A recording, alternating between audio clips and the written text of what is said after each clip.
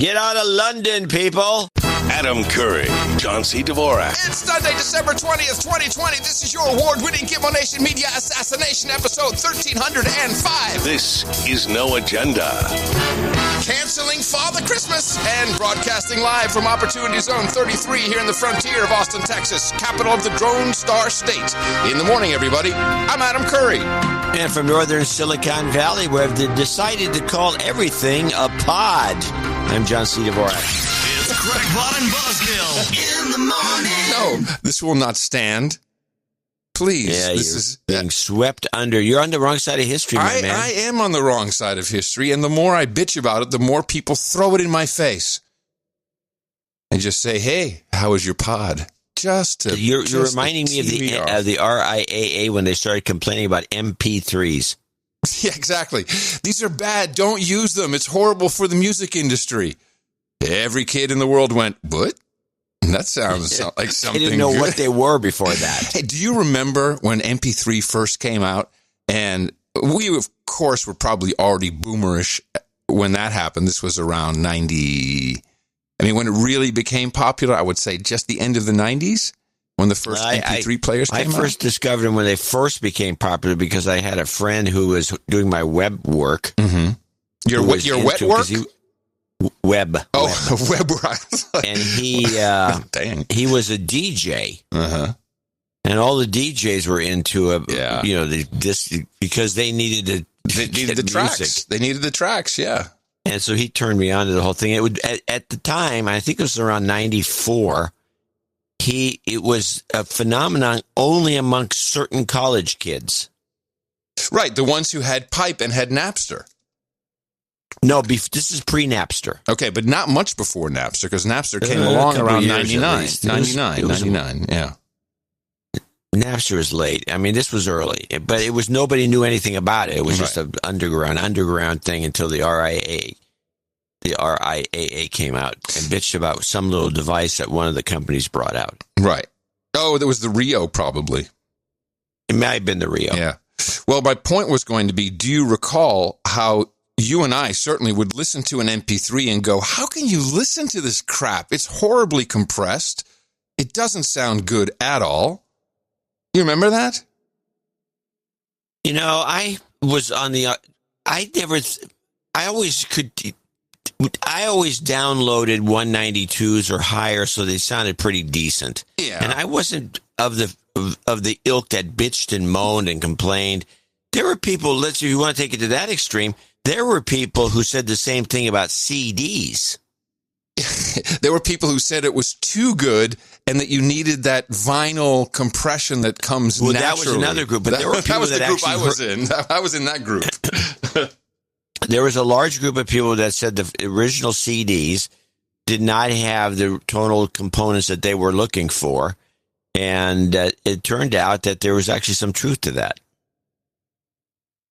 They changed the DAC on a lot of the CD players. Oh, yeah. That's true. I remember that. I just recall saying, wow. In fact, it didn't bother me, but I always thought to myself, okay, this really opens up possibilities because we had no bandwidth at the time. The whole problem, we didn't have disk drives big enough to hold lossless audio formats. It wasn't convenient. And I just remember to myself thinking, people will put up with a lot. So you can serve up all kinds of crap quality. Eventually, I think your brain just fills in the missing bits. We've probably become trained to expand the actual quality of an MP3 into something that sounds better to us. Did you ever listen to a record by Gary U.S. Bonds? Yeah, sure. Well, I mean, if you could put up with that. Hey, we used to listen to Radio North Sea International on medium wave. And we thought it was great. You haven't lived until you've heard the Who on 538 kilocycles. So people will put up with a lot. And that's apparent in the United Kingdom. Christmas is cancelled in the UK. We cannot continue with Christmas as planned. We cannot continue. It was all over the news. The U.S. media loved talking about this story. In the United Kingdom, a new variant of the coronavirus is spreading rapidly. And today, Prime Minister Boris Johnson announced new restrictions for areas in Britain's southeast, including London. He urged all residents to stay home for the upcoming Christmas holiday. It is with a very heavy heart, I must tell you, we cannot continue with Christmas as planned. The variant has turned up in several other countries, and mutations are not unusual.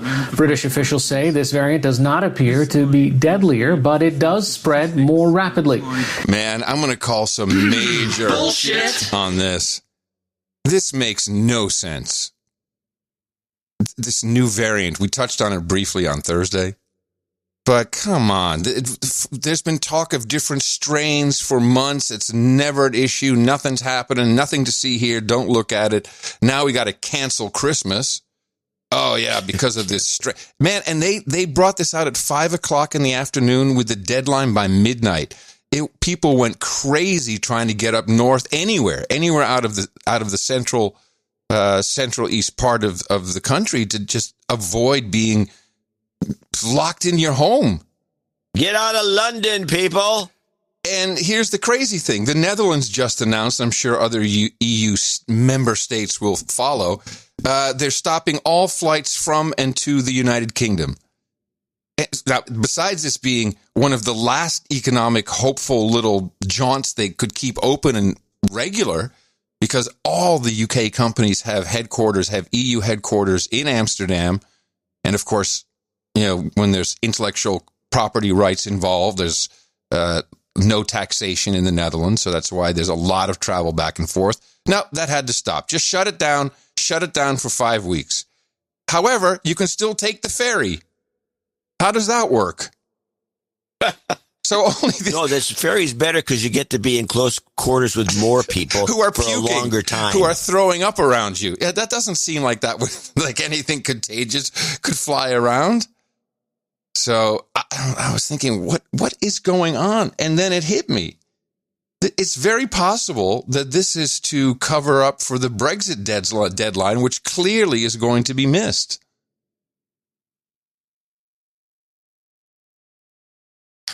What do you think? Interesting. I like that theory. Because if there was no corona, it would be... You can't do Brexit if you're locked down because, you know, this is more important. People are dying by the variant. By the variant, yeah, the variant of 70% more infected. Now, it may have something to do with the current state of the EU or the progress of the Great Reset in general. China, this is from December 17th, said talks with the European Union on a bilateral investment deal are in the final stages, citing progress between negotiators. They push for an agreement before a year-end deadline. So this is, it's unclear. I mean, bilateral investment. For sure, the EU is going to be taking Chinese money. That's what that sounds like to me. I don't know what they're going to do in return. But I'm thinking the EU would have a better position if they could somehow bring the UK in on the deal. And that's why it's all not final yet. And we're getting close, final stages. Don't you think that those two could be connected possibly? Well, any of this stuff could be connected, but I think the Brexit issue definitely has something to do with this. Yeah. The people would be losing their mind if there was no coronavirus and the Brexit. I think it's the 23rd. It has to be done. It's just no way. I don't see. It's not that we're surprised. We're befuddled. We're like stunned. Well, I think a lot of people would be. They don't hear this kind of talk too often. You only hear that on the best podcast in the universe. So let's update everybody on the vaccine. It's been a very interesting rollout with nurses fainting, fake needles being used and admitted. The fainting nurse was a classic. And now, so they have an explanation for this. Apparently, the fainting nurse, the one who you put front and center in front of the press to receive the first injection in your hospital or in your state, I can't recall exactly what it was, you're going to put her who we're now reading suffers from a medical condition that she faints when she feels pain. Well, or at the drop of a hat, apparently. I mean, does that make any sense? Yeah. It makes sense if you're a bonehead. It's just crazy. Okay, so what's happening now is we have a lot of different powers at play, and I'm not sure if we're going to try and figure them out. So first of all, any negative story about the pharmaceutical industry on television always has to be analyzed, because this is the main bread and butter of the media, is the pharma advertisers. So what I'm seeing mainly, and maybe you've seen more of the network stuff, what I'm seeing mainly is local stories that, gain a lot of traction because it's something happening like that with a nurse. But then, do you see the national M5M making a big deal of this? No, they tend to do the yak, yak, yak. A bad thing happened, but a lot of good things happen style, which means that they keep the bad thing in there because they're still not getting enough money. So they're still shilling. Well, we have to figure out who the winner is. Who's going to be the clear winner? Who's going to get enough negative press? We already have Moderna coming in with a advantage, no freezing necessary. Well, then you got the Johnson & Johnson one coming up the rear. Yeah. Is that how it's administered? Well, maybe. And we do have some official notifications. Fauci had to come out and talk about people with allergic reactions, because there's just too many local stories bubbling to the top, and people are all over this. People want to feel that this vaccine is safe. And just like not understanding how many people die on a daily basis in the world or in your country, in the United States, they don't really know that a percentage of vaccine takers get sick.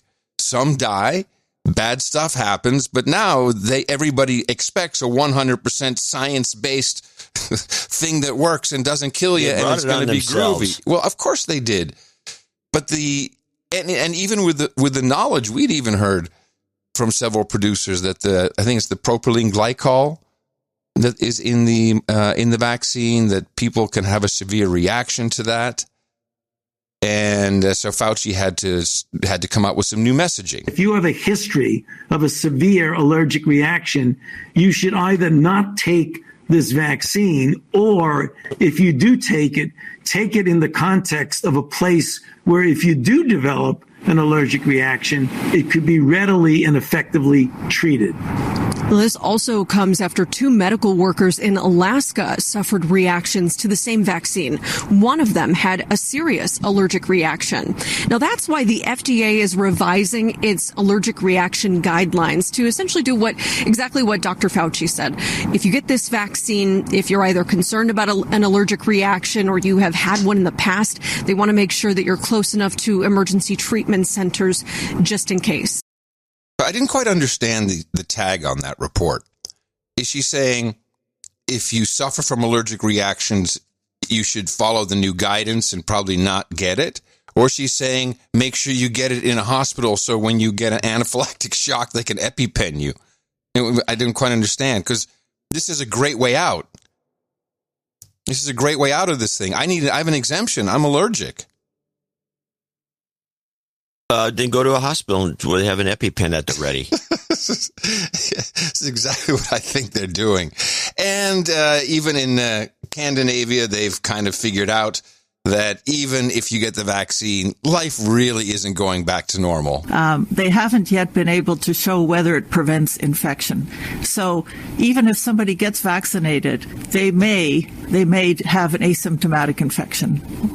So they could still be infectious to others. We're still going to learn, and it may be that is not the case, but currently we don't have that evidence. So even when somebody is vaccinated, they need to protect themselves and others from spreading the infection. I don't understand. I thought, how do vaccines work? Let's just pretend this is a regular vaccine. I mean, do the measles or mumps, if you catch the mumps, if you've been vaccinated with an MMR, can you still catch and transmit it, but not get sick from it? This is you can. Sure. So if one person in school has the mumps, then you really need to quarantine the whole school, just like COVID?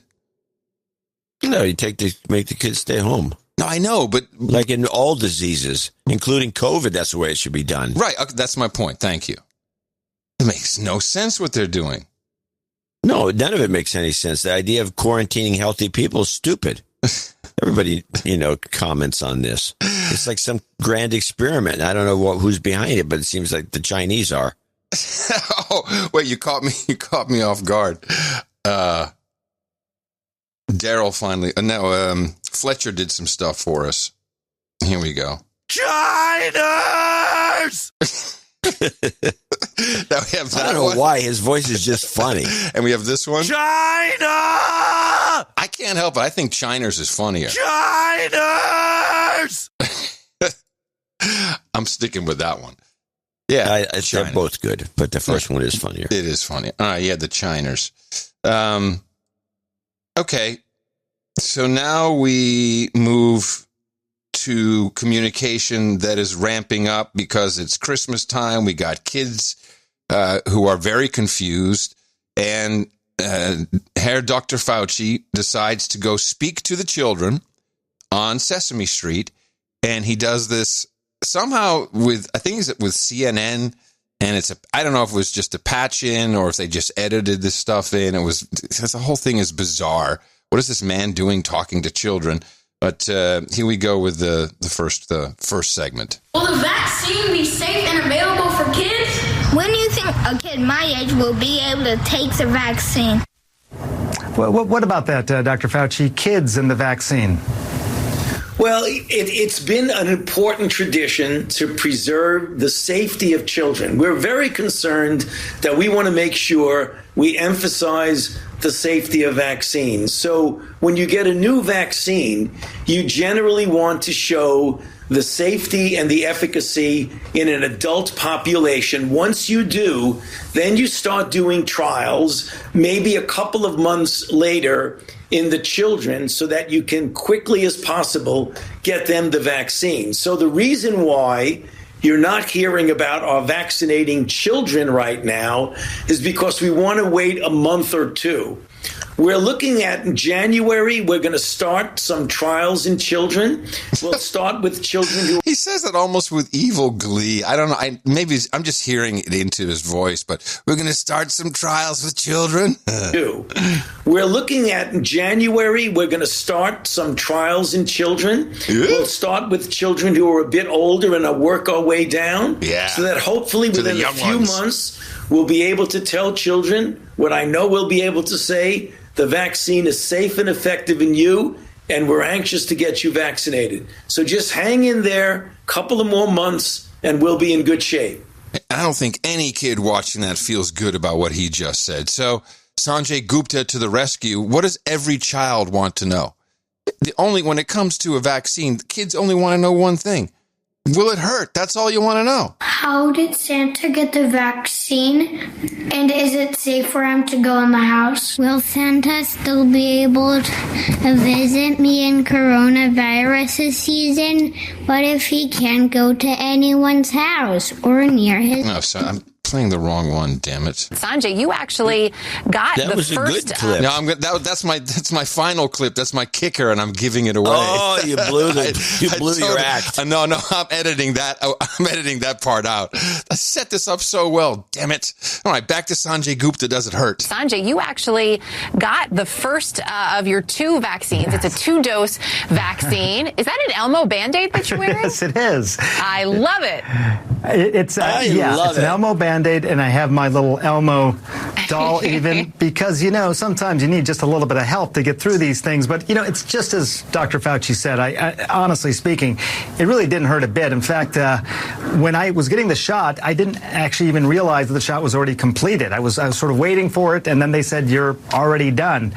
Just being honest here. So if you're worried about the pinch at all that Dr. Fauci's talking about, it's really pretty minor.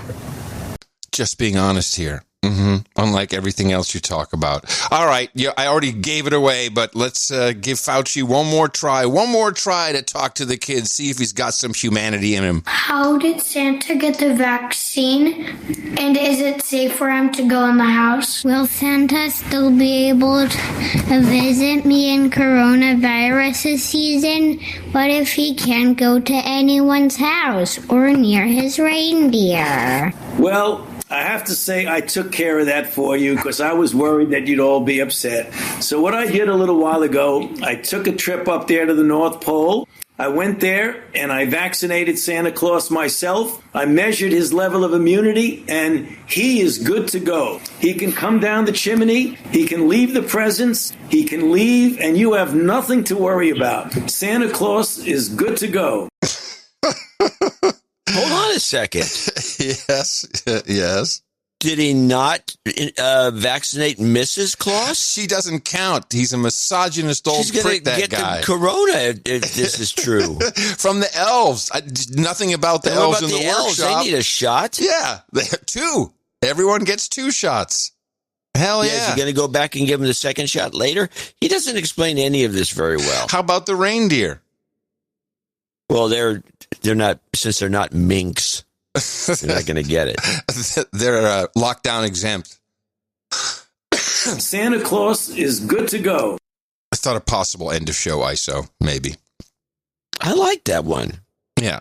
You want to hear my ISOs while you're testing? Sure. Yeah, while we're testing. How about dead bodies? Oh, my. Hold on a second.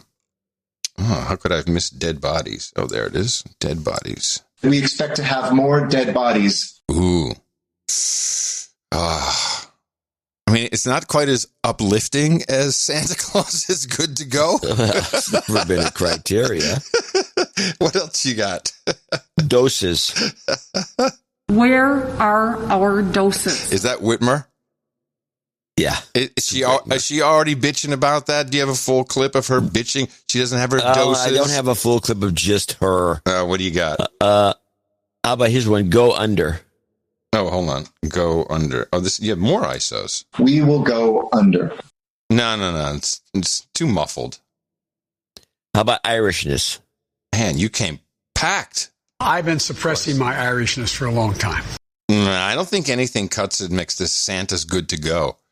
Yeah, I'm afraid because I thought dead bodies would cover it, but the Santa thing, geez. Well, but wait, here's an idea. I mean, we can always try this. Santa Claus is good to go. We expect to have more dead bodies. I mean, what do you think about that combo? I like it. When we do combos, they're usually winners. One more time. Santa Claus is good to go. We expect to have more dead bodies. Yeah, I think that's the winning combo. Okay, well, we're going with that. So I have the network rundown. The networks, of course, spent whatever time they could. Well, they spent those shows are 20 minutes long. They probably spent 15 minutes on the vaccine part of it. Yeah. But I have some clips here from NBC so we can see how that went. Okay. And of course they have I have 3 clips, but then there's a WTF part of one of them, which we'll get to. But let's go with COVID. 2 vaccines now good, part 1. Good evening, everyone. The FDA has just authorized emergency use of that second COVID vaccine, Moderna's, putting millions more vaccine doses into the supply chain beginning in just a few days. It comes amid concerns over whether Operation Warp Speed has been slowing, with worries some states aren't getting the allotment. When did supply chain become part of the general public's lexicon? There's a reason for that. I found a story about this. Hold on.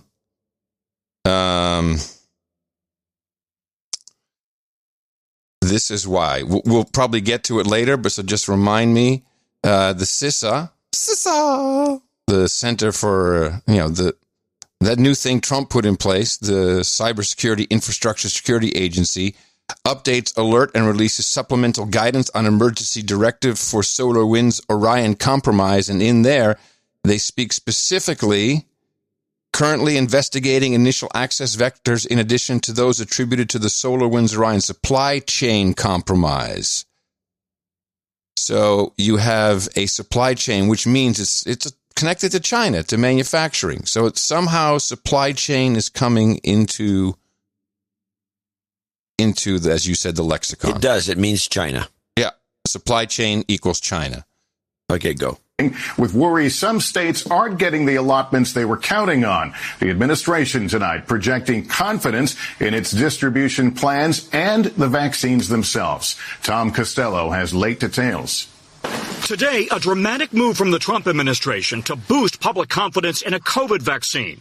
Vice President Pence, his wife Karen Pence, and the Surgeon General on camera receiving the Pfizer vaccination. History will record that this week was the beginning of the end of the coronavirus pandemic.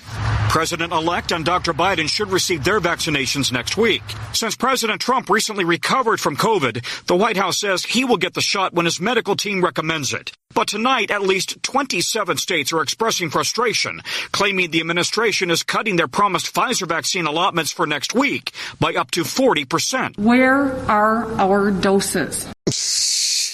Oh, man. She has TWS. Are you familiar with this new illness? No. It's Trump withdrawal syndrome. They don't. Wow, they don't. That's a good one. They don't know who to bitch at, so they got to just. Where's our doses?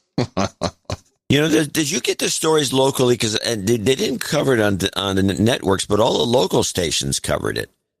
Which is that apparently those vials that are supposed to be, rejiggered to make 2 doses, actually contain 3 doses. Oh, I hadn't heard this.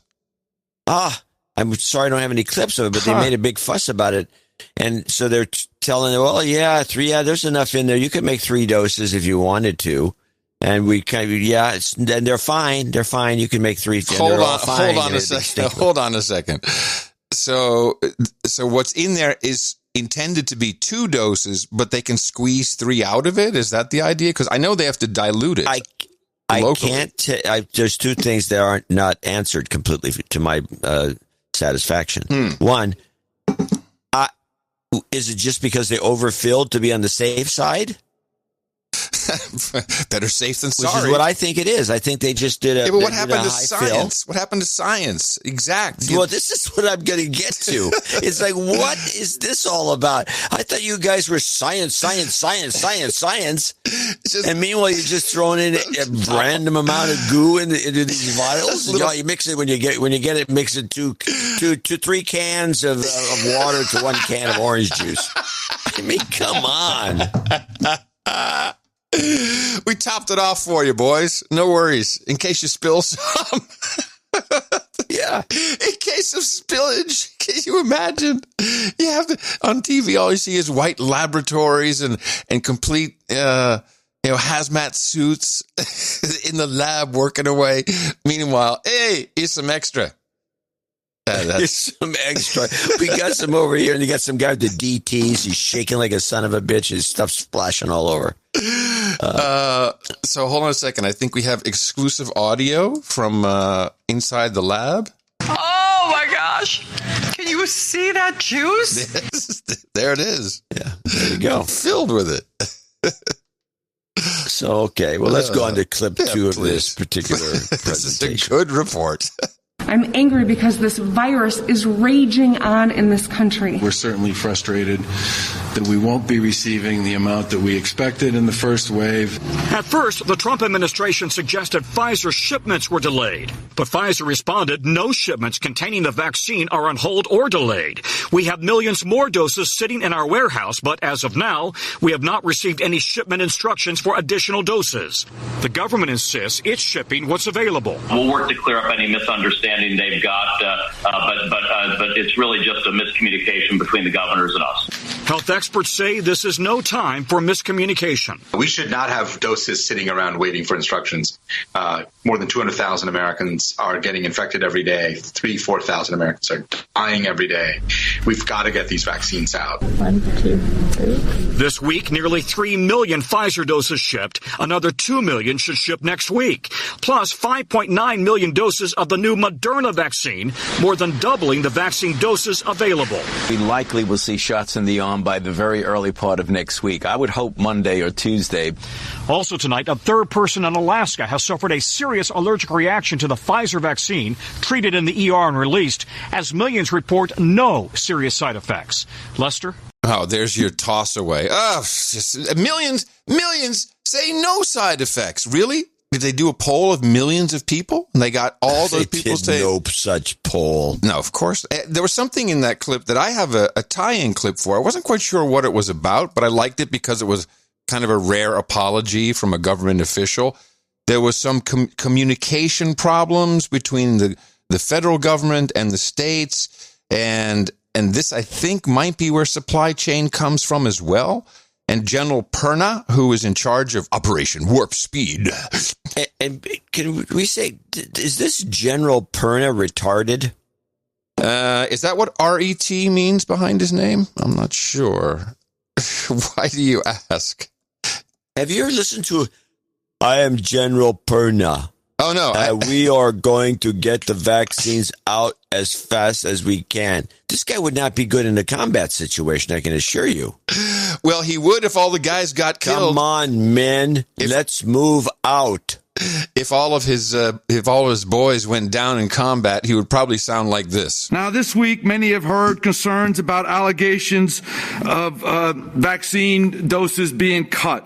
I want to assure everybody, and I want to take personal responsibility for the miscommunication. I know that's not done much these days, but I am responsible, and I take responsibility for the miscommunication. Because this is a Herculean effort, and we are not perfect, the key is to be transparent and to openly communicate at all levels, step by step. To that end, we are in constant dialogue with both industry partners to ensure doses are available. But here's the key. The doses must be releasable in accordance with the FDA. We have developed a cadence that we are briefing to public health officials. We started last night. We're briefing it again today, and I will personally brief governors on Monday. I failed. I am adjusting, I am fixing, and we will move forward from there. I failed. It was my fault. Have you ever heard a general say, I have failed? I don't think I've ever heard that. Well, that's why I asked the initial question, because this guy is very strange. Is a strange character. Well, if you look at I'm almost convinced he's not really a general. He's just some guy presented himself. Okay, general, let's go. Let's get to work. Well, he's a supply chain general. That is exactly what. That's why he was chosen. Chain guy. Defense Supply Center. He did. It is all the support battalions. So he's like Radar from MASH, only a different version of it. Hey, boss. Hey, boss, I got the boxes with the vaccines, boss. I gave guidance. I am the one that approved the forecast sheets. I am the one that approved the allocations, right? There is no problem with the process. There is no problem with the Pfizer vaccine. There is no problem with the Moderna vaccine, right? It was a planning error, and I am responsible. Wow, man, that guy got butt slammed by somebody. I guess. Yeah, I guess so. That is quite Whoa, you got butt slam! That's a minute and a half of real groveling. Or I wonder what happened. Falling on the sword. Well, something happened. Man, he got a reckoning with. All right, I'm sorry to have interrupted your clips. No, that's okay. It was a good interruption. Let's go with part 3 of the NBC. And listen carefully to this part, because there's something in here that's odd.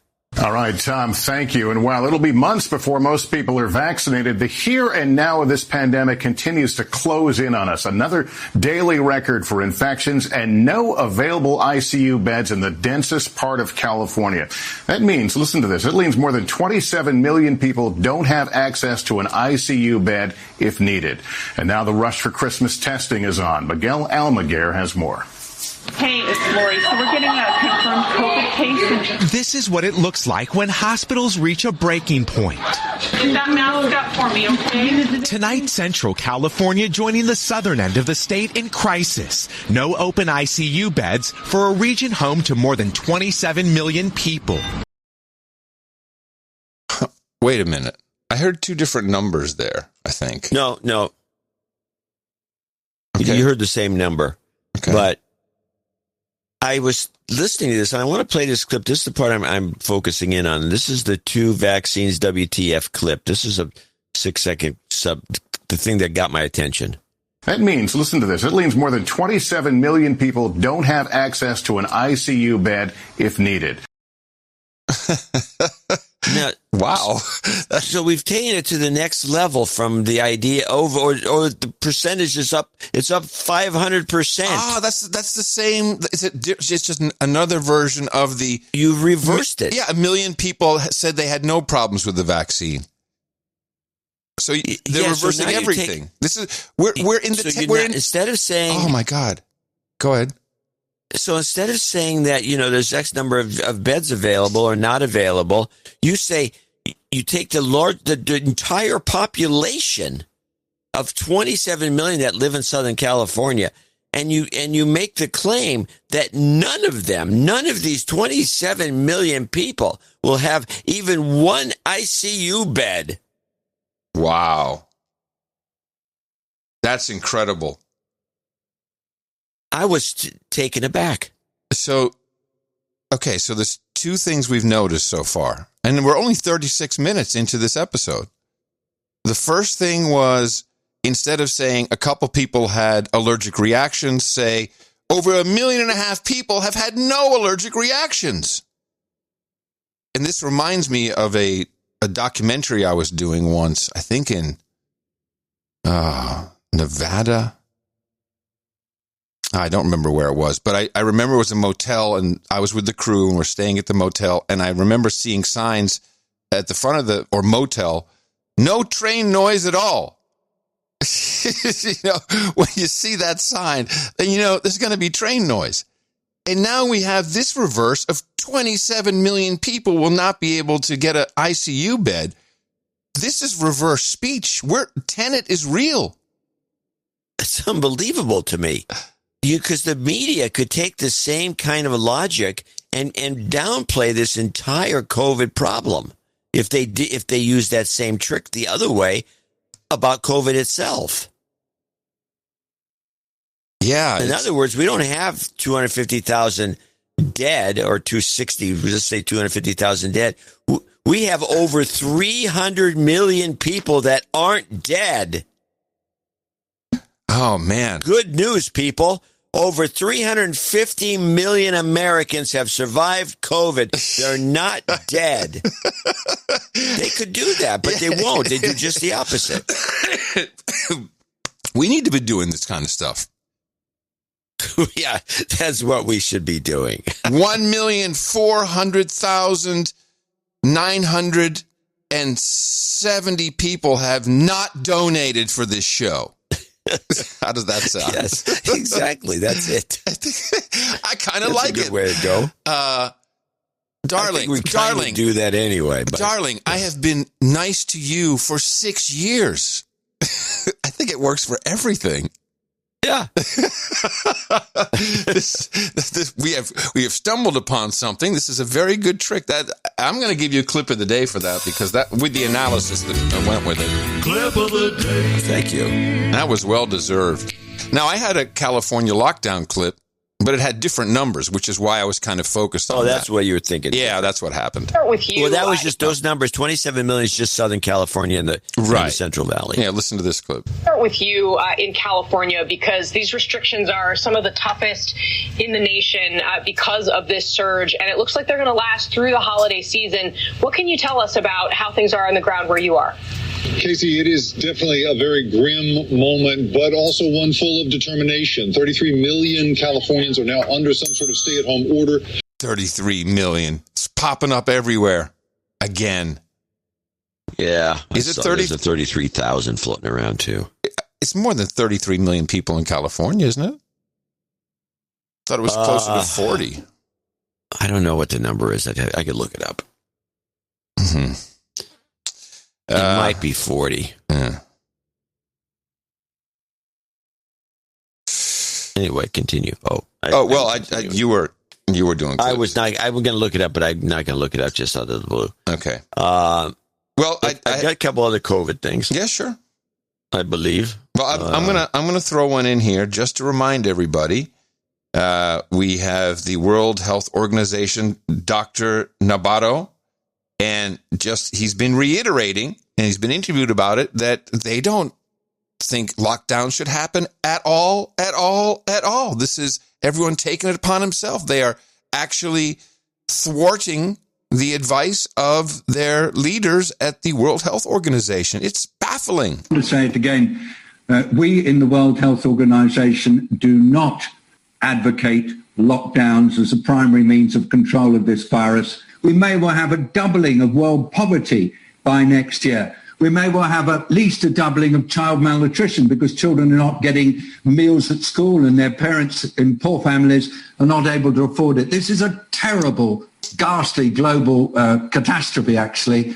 And so we really do appeal to all world leaders. Stop using lockdown as your primary control method. Develop better systems for doing it. Work together and learn from each other. But remember, lockdowns just have one consequence that you must never, ever belittle, and that is making poor people an awful lot poorer. Why is that not being played incessantly on the news? This needs to stop. I agree with you 100%, but you have to remember, I don't have clips. I don't have any proof at the moment. I'm going to do some little research. But if I'm not mistaken, because when the COVID thing began and China locked down Wuhan, and the World Health Department thought this was a good thing, and I think it's the World Health Department that pushed the idea. Organization. I keep saying department. That sounds good. I like it, though, because eventually that's what it will be. The military will be the World Military Department. It won't be. Yeah. That's the what it's World Health Organization, I believe, is the one who promoted this at the very beginning when they were controlled by China and Trump got all bent out of shape and took their money away. Yeah. No, China was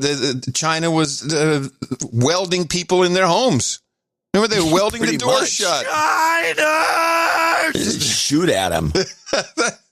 And they sprayed stuff all over. Remember that? No one ever told us what that was. Stuff. They sprayed them like bugs. Like bugs, man. No, I know. So here's one more thing that's going on and I'm remiss because I can just go down the street, get in my car, get my camera, and I can go take pictures. Because this is bull crap. Yeah, I'm sure there's a place or two which is the photo op for all these networks of the long lines waiting for testing. Oh. And so let me play this. This is a good example of it. They're trying to scare the public. COVID testing wait times clip. I'm Vicki Wynn. Just days before the holidays tonight, long lines for COVID tests in California. NBC News producers from coast to coast found wait times varied widely. Today, it is a very long line. At public testing sites, tests are free. In Florida, but there's still about a half-hour wait. But in LA, it's packed. No wait at this New Jersey urgent care. Just come on in. But in Dallas, it's a minimum of 3 hours right now.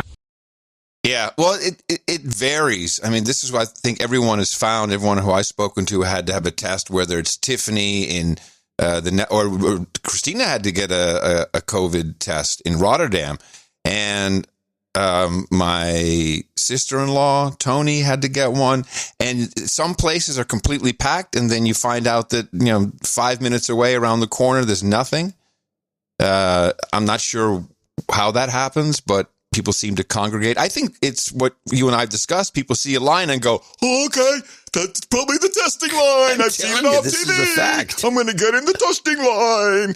Yeah. Yeah. Just hang up a velvet rope and the sheep will come. Is that I can't look anywhere. I can't look at Google Maps. This is the testing line. What do you think of this? Well, I find this the case at airports, too, that have multiple TSA lines. You can always find one that's short. Yes, I see that all the time. Well, there's one empty over there. Oh, I think I'll go stand in the line. It's unbelievable. You're like my line guy. Is my line guy? Yeah, this new guy of yours is pretty good. I'm going to stay in the line. He reminds me of somebody. It's a voice somebody else does. Somebody we know, maybe. Who knows? Maybe actually not it's an actual person. Person we know. So there is still a lot of confusion, and some of it's leaking through to the local channels in general. Coroner in Colorado in Grand County has been raising concerns about how hospitals and doctors are codifying these people who have died as COVID deaths. The coroner in one of Colorado's mountain communities is not happy with the way the state is classifying cases of some people who have died there. Our Mountain Newsroom reporter Jamie Leary live in Grand County. Jamie, this dispute involves COVID-related deaths. It does, and it's common for the state to collect death data before death certificates are finalized because it's faster that way. That can take up to weeks, so epidemiologists can get a faster, clearer picture of how COVID is impacting the population. That includes researching data where COVID played an indirect result on the death. But sometimes, in some few cases, it doesn't make sense to connect COVID. For instance, a fatal car crash. In this case, a Grand County coroner says clearly it was gunshot wounds. So it was a longer report, and the coroner wasn't very dynamic, but she's saying, like, this is crazy. It's like I get people who died of car crashes and gunshot for the wounds. next show. Yeah. For the next show, I'll have the same exact report. Yeah. From Washington State. I love what he says. Clearly, it's gunshot wounds. The guy in Washington State, I could probably find this article and read a little bit of it, but I'll just tease it. The guy in Washington State went through all the death certificates and not only found most of them were bogus, the COVID reports, because the guy, came in, or they even took, in Washington State, they even took, if you had COVID months ago and you got over COVID and you are now free of COVID. You're still COVID. And you died? You're COVID. COVID. Yeah. So is there a way, what part of middle school or high school education do you need to be able to understand large numbers and statistics and put them into context with other numbers?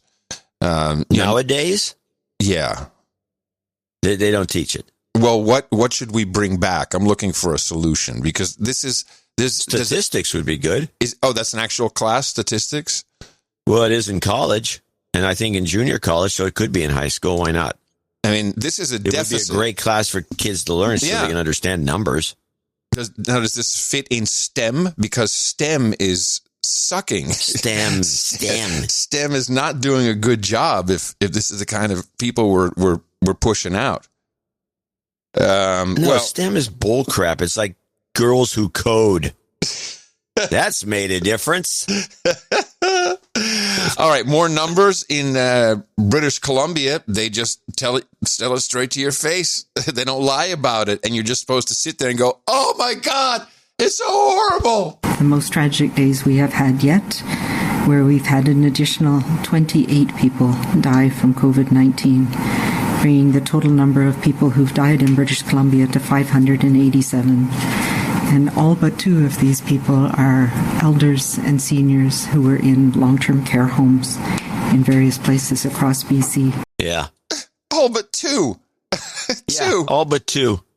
And if you look at the death numbers in general for nursing homes in the same period of the year over year, it's surprisingly equal. Not in New York. That was very different. But it's surprisingly equal to what we're seeing now. So, all right, statistics. For sure, everybody should at least get that book, How to Lie with Statistics, because Bill Gates recommends it. He read it. It's right there in the shot. It's just, people need to know, how many people die a year from automobile accidents? 40,000. How many people die from smoking-related? Actually, around 35. That actually went down a little bit. How about smoking-related cancers? 400,000? I don't know. Yeah, it's got to be close to that. But it's 8,000 a day, correct? I don't know anything about smoking numbers. No. Just the total death numbers. Oh, yeah, 8,000 a day. People are dying constantly. Yeah, the fuckers are just Stop dying. it. Stop dying. Stop dying. The media is beating up on each other. It's pretty much Fox News at the front battling MSNBC and CNN, and everybody laughs at Newsmax and One American News, which is up there with Newsy and Cheddar. What is the target? What is the target audience for Cheddar? Is it millennials who have Robinhood apps and are trading? Well, I think a lot of people in Wisconsin. Really? What is America's Dairyland? Okay. No, they do like financial news. No, Cheddar does regular news. They do a lot of financial news during the day. Well, it's a kind of a cheesy network, let's face it. Okay. Thank you. We're done with those now. So here is CNN's Brianna Keller with her own little mashup. You don't see it often, where she mashes up all the nut jobs who are also crazy about COVID over there on Fox. Let's check out the experts that Fox looks to for discussions about coronavirus. I went through the CDC data because I kept hearing about new infections, but I was like, well, why aren't they talking about this? Oh, because the number is almost nothing. Why not name the vaccine the Trump? Make it like, have you gotten your Trump yet? Lockdowns and mandatory mask mandates are probably slowing the onset of herd immunity. If somebody deliberately, it's real, it's crazy. But if somebody deliberately spreading some things here, does not make sense at all to me. Okay. The fact of the matter is, we have people dying. 45,000 people a year die from automobile accidents, 480,000 from cigarettes, 360,000 a year from swimming pools, but we don't shut the country down for that. The pandemic is not spiraling out of control as they project it nightly. It is the worst pandemic since 1918. Losing one life is way too many. The situation is getting better, not worse. You can take your mask mandate and shove it right up your ass. Now we're reading stuff about how you can damage yourself by wearing a mask because then you're breathing back, potentially microbes. This is why he won't wear a mask. He doesn't want to look funny. We now know, thanks to widespread blood testing, that the virus isn't that deadly. The thing in New York was you have very low-income people in very tight quarters that are touching a lot of handles and doorknobs. Speaking of doorknobs, that is exactly what he and his pals are, on the doors that swing open every day to an alternate reality known as Planet Fox. My goodness. Wow. Yeah. Throwing down the gauntlet. I'll say. It's not like Fox isn't blasting CNN. Whatever happened to the Veritas? Where's their dynamite blowout CNN conference calls they've been monitoring for 6 months?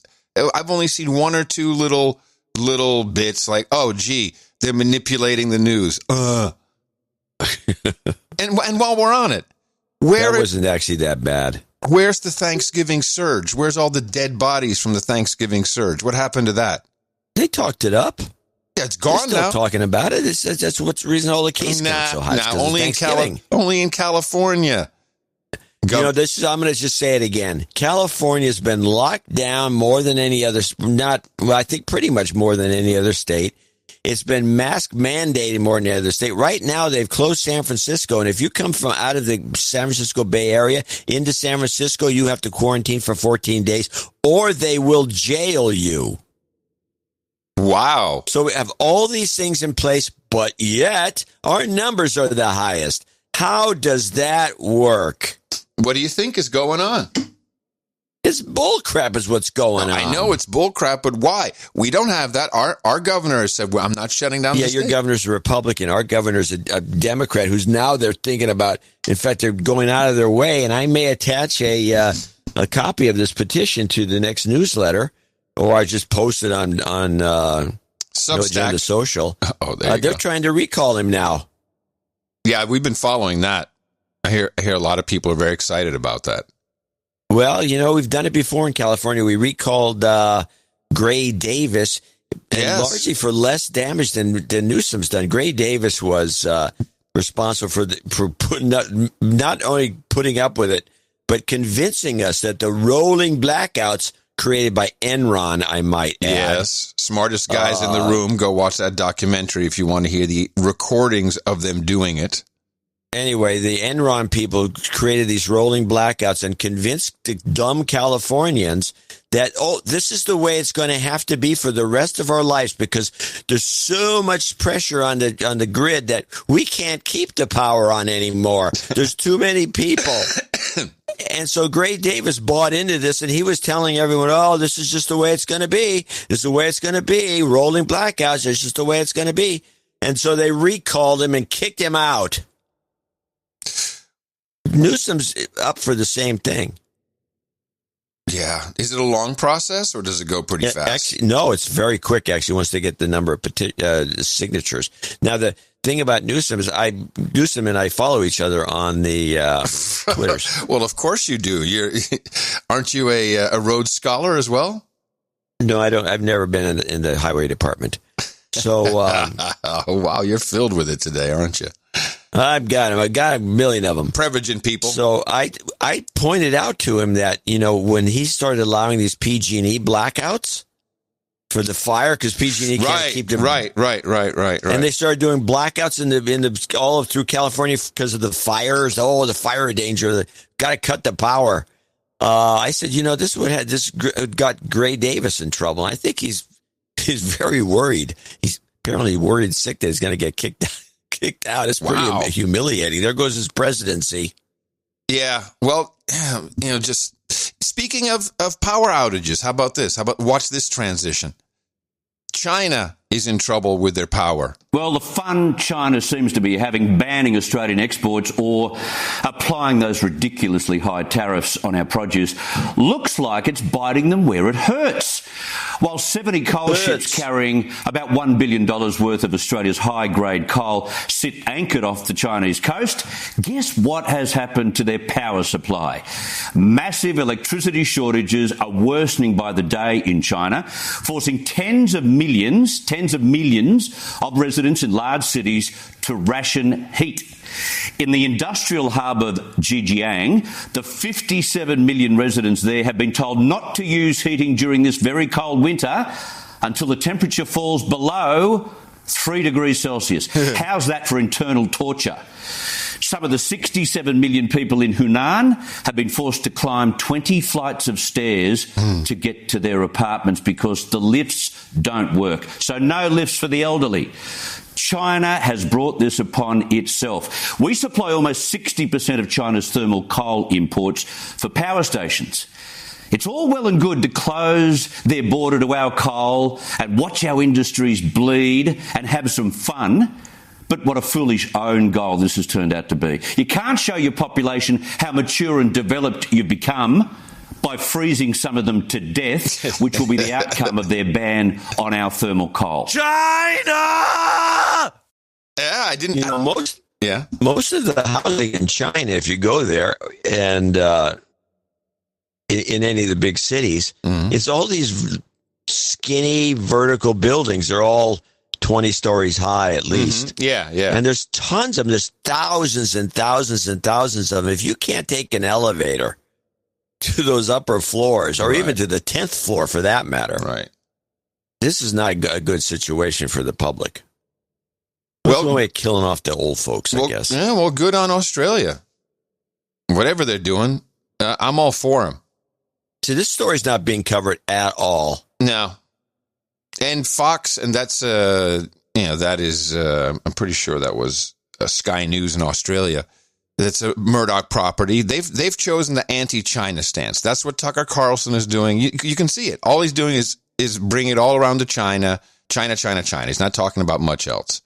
And that's a fine stance because I think it's a winning one because it's using something other than politics. And, well, now I'm not too sure if Laureen Powell-Jobs is trying to run some interference on the shitstorm she stirred up about Swalwell with the Axios report of him potentially sleeping allegedly with Fang Fang. Fang Fang. So now there's a follow-up report And it just gets better. Sean Wilson saw some of Christine Fong's tactics firsthand, especially at one event he remembers vividly.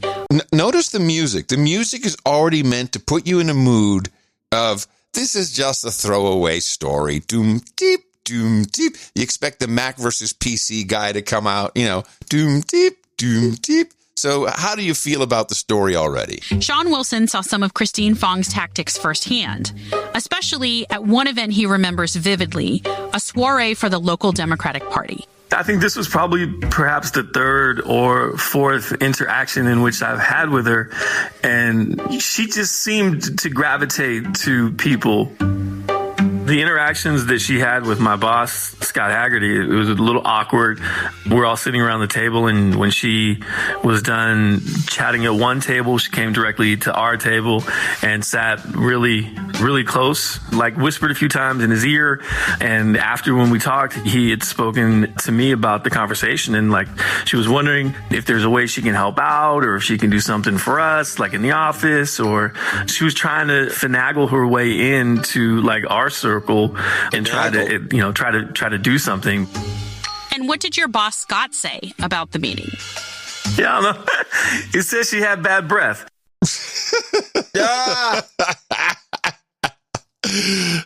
That's a kicker if I ever heard one. So I don't know. Do you think they're trying to soften this up a little bit now that he's for real up for removal from the Intelligence Committee? Well, I don't think it's going to be successful because there's the powers that are trying to get him off the Intelligence Committee. And it is kind of sketchy how he got on in the first place, because as some Republican once said in one of the reports I've seen, it's not something a freshman congressman doesn't go right onto the Intelligence Committee. It's rare. He was put on there by Feinstein, and it doesn't make any sense because it takes years to get on that committee. It's a plum job. Maybe before he was banging the Fang, he was banging the Nance. She put him on there. Tried to make that work. No, I didn't. Thanks for appreciating the effort. Give you a C for effort. Okay, well, thank you. I'll take a little ding there. Or an F for effort. It's a D for ding. That's what I just gave myself. So Swalwell's got to go. I mean, this guy's he's just a screw up anyway. Yeah, but they're not letting him go. The point they make, by the way, funny. the Chinese, the Fang Types.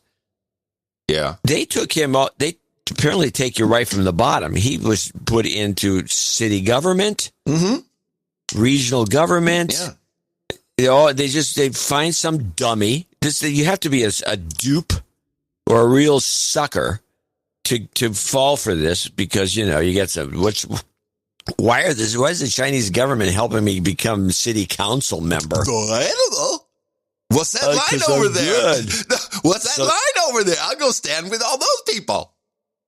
Yeah, same guy. So they do that. They really get you in 100%, and so at that point, you have to just assume the person's useless as an American. Well, I think this is how it works in general.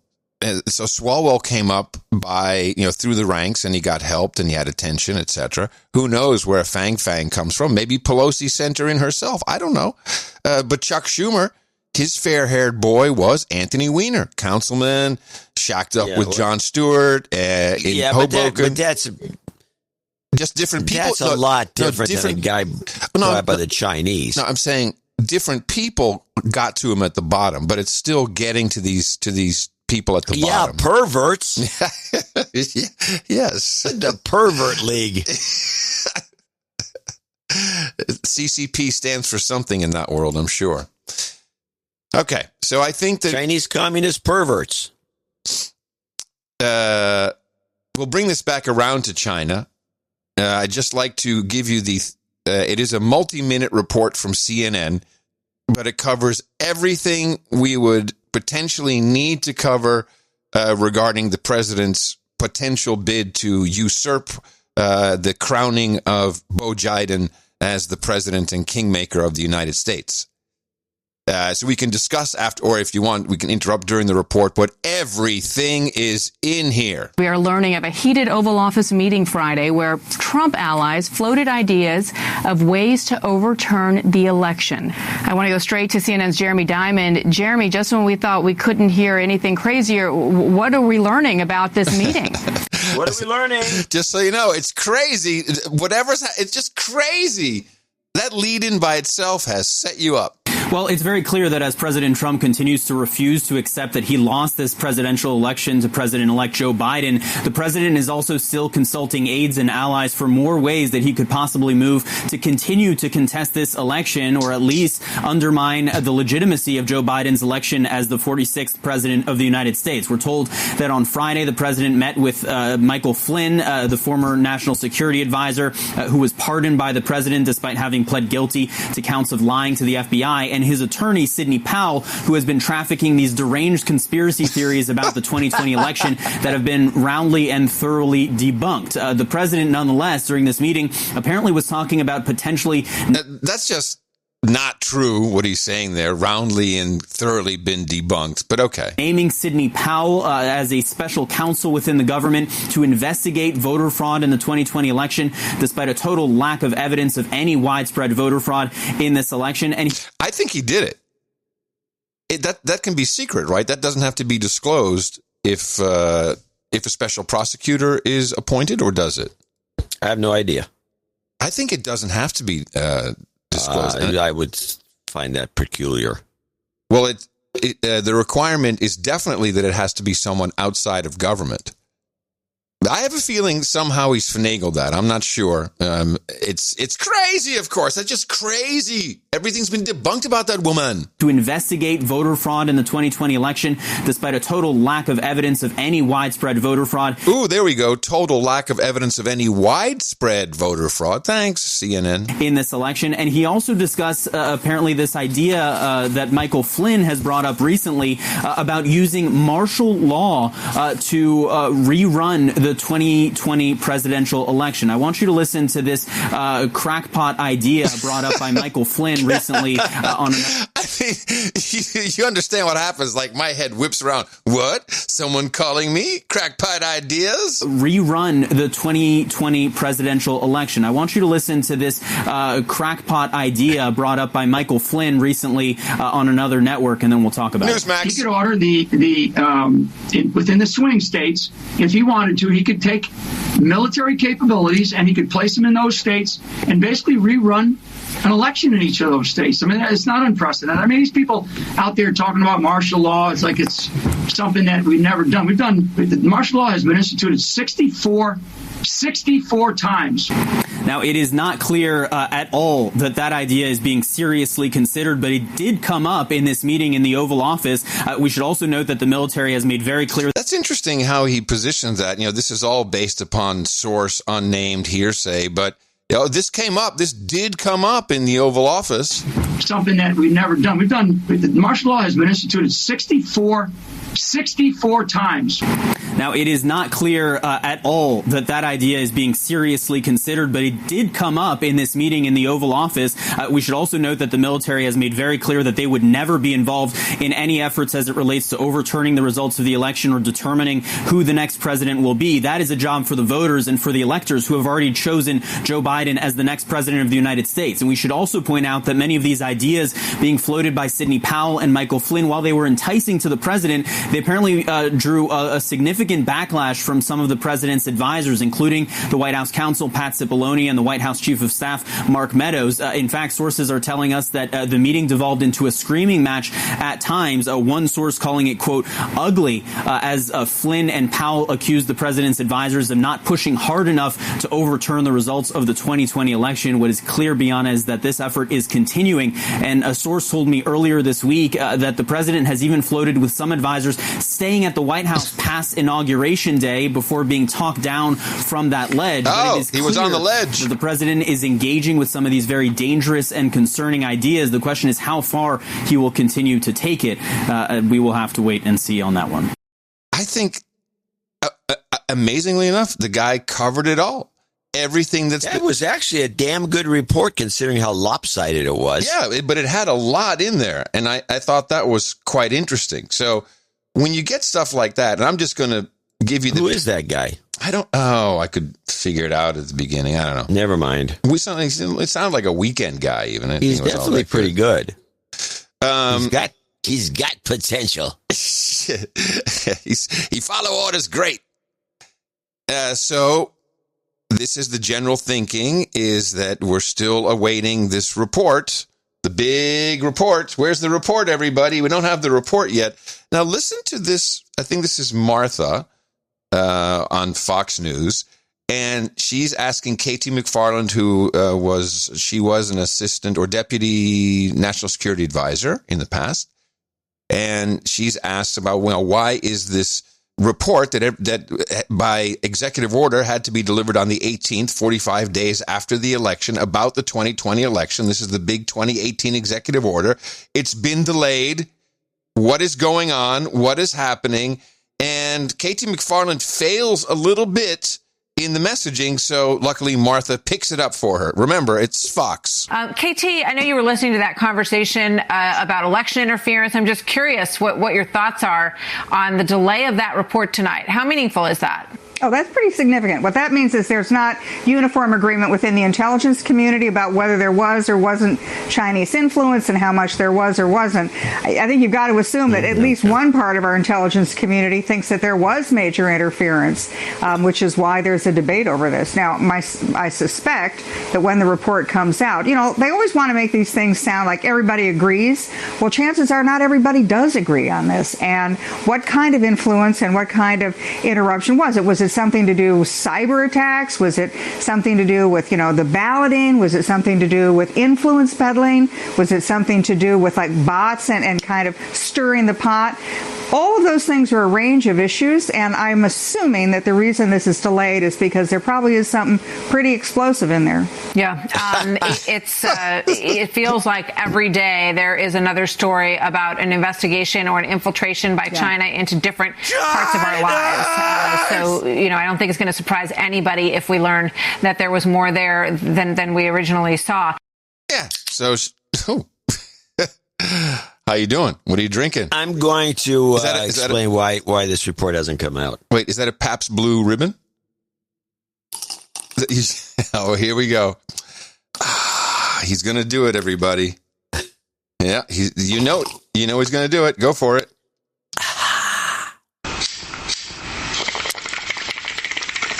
So, hold on. Okay, good.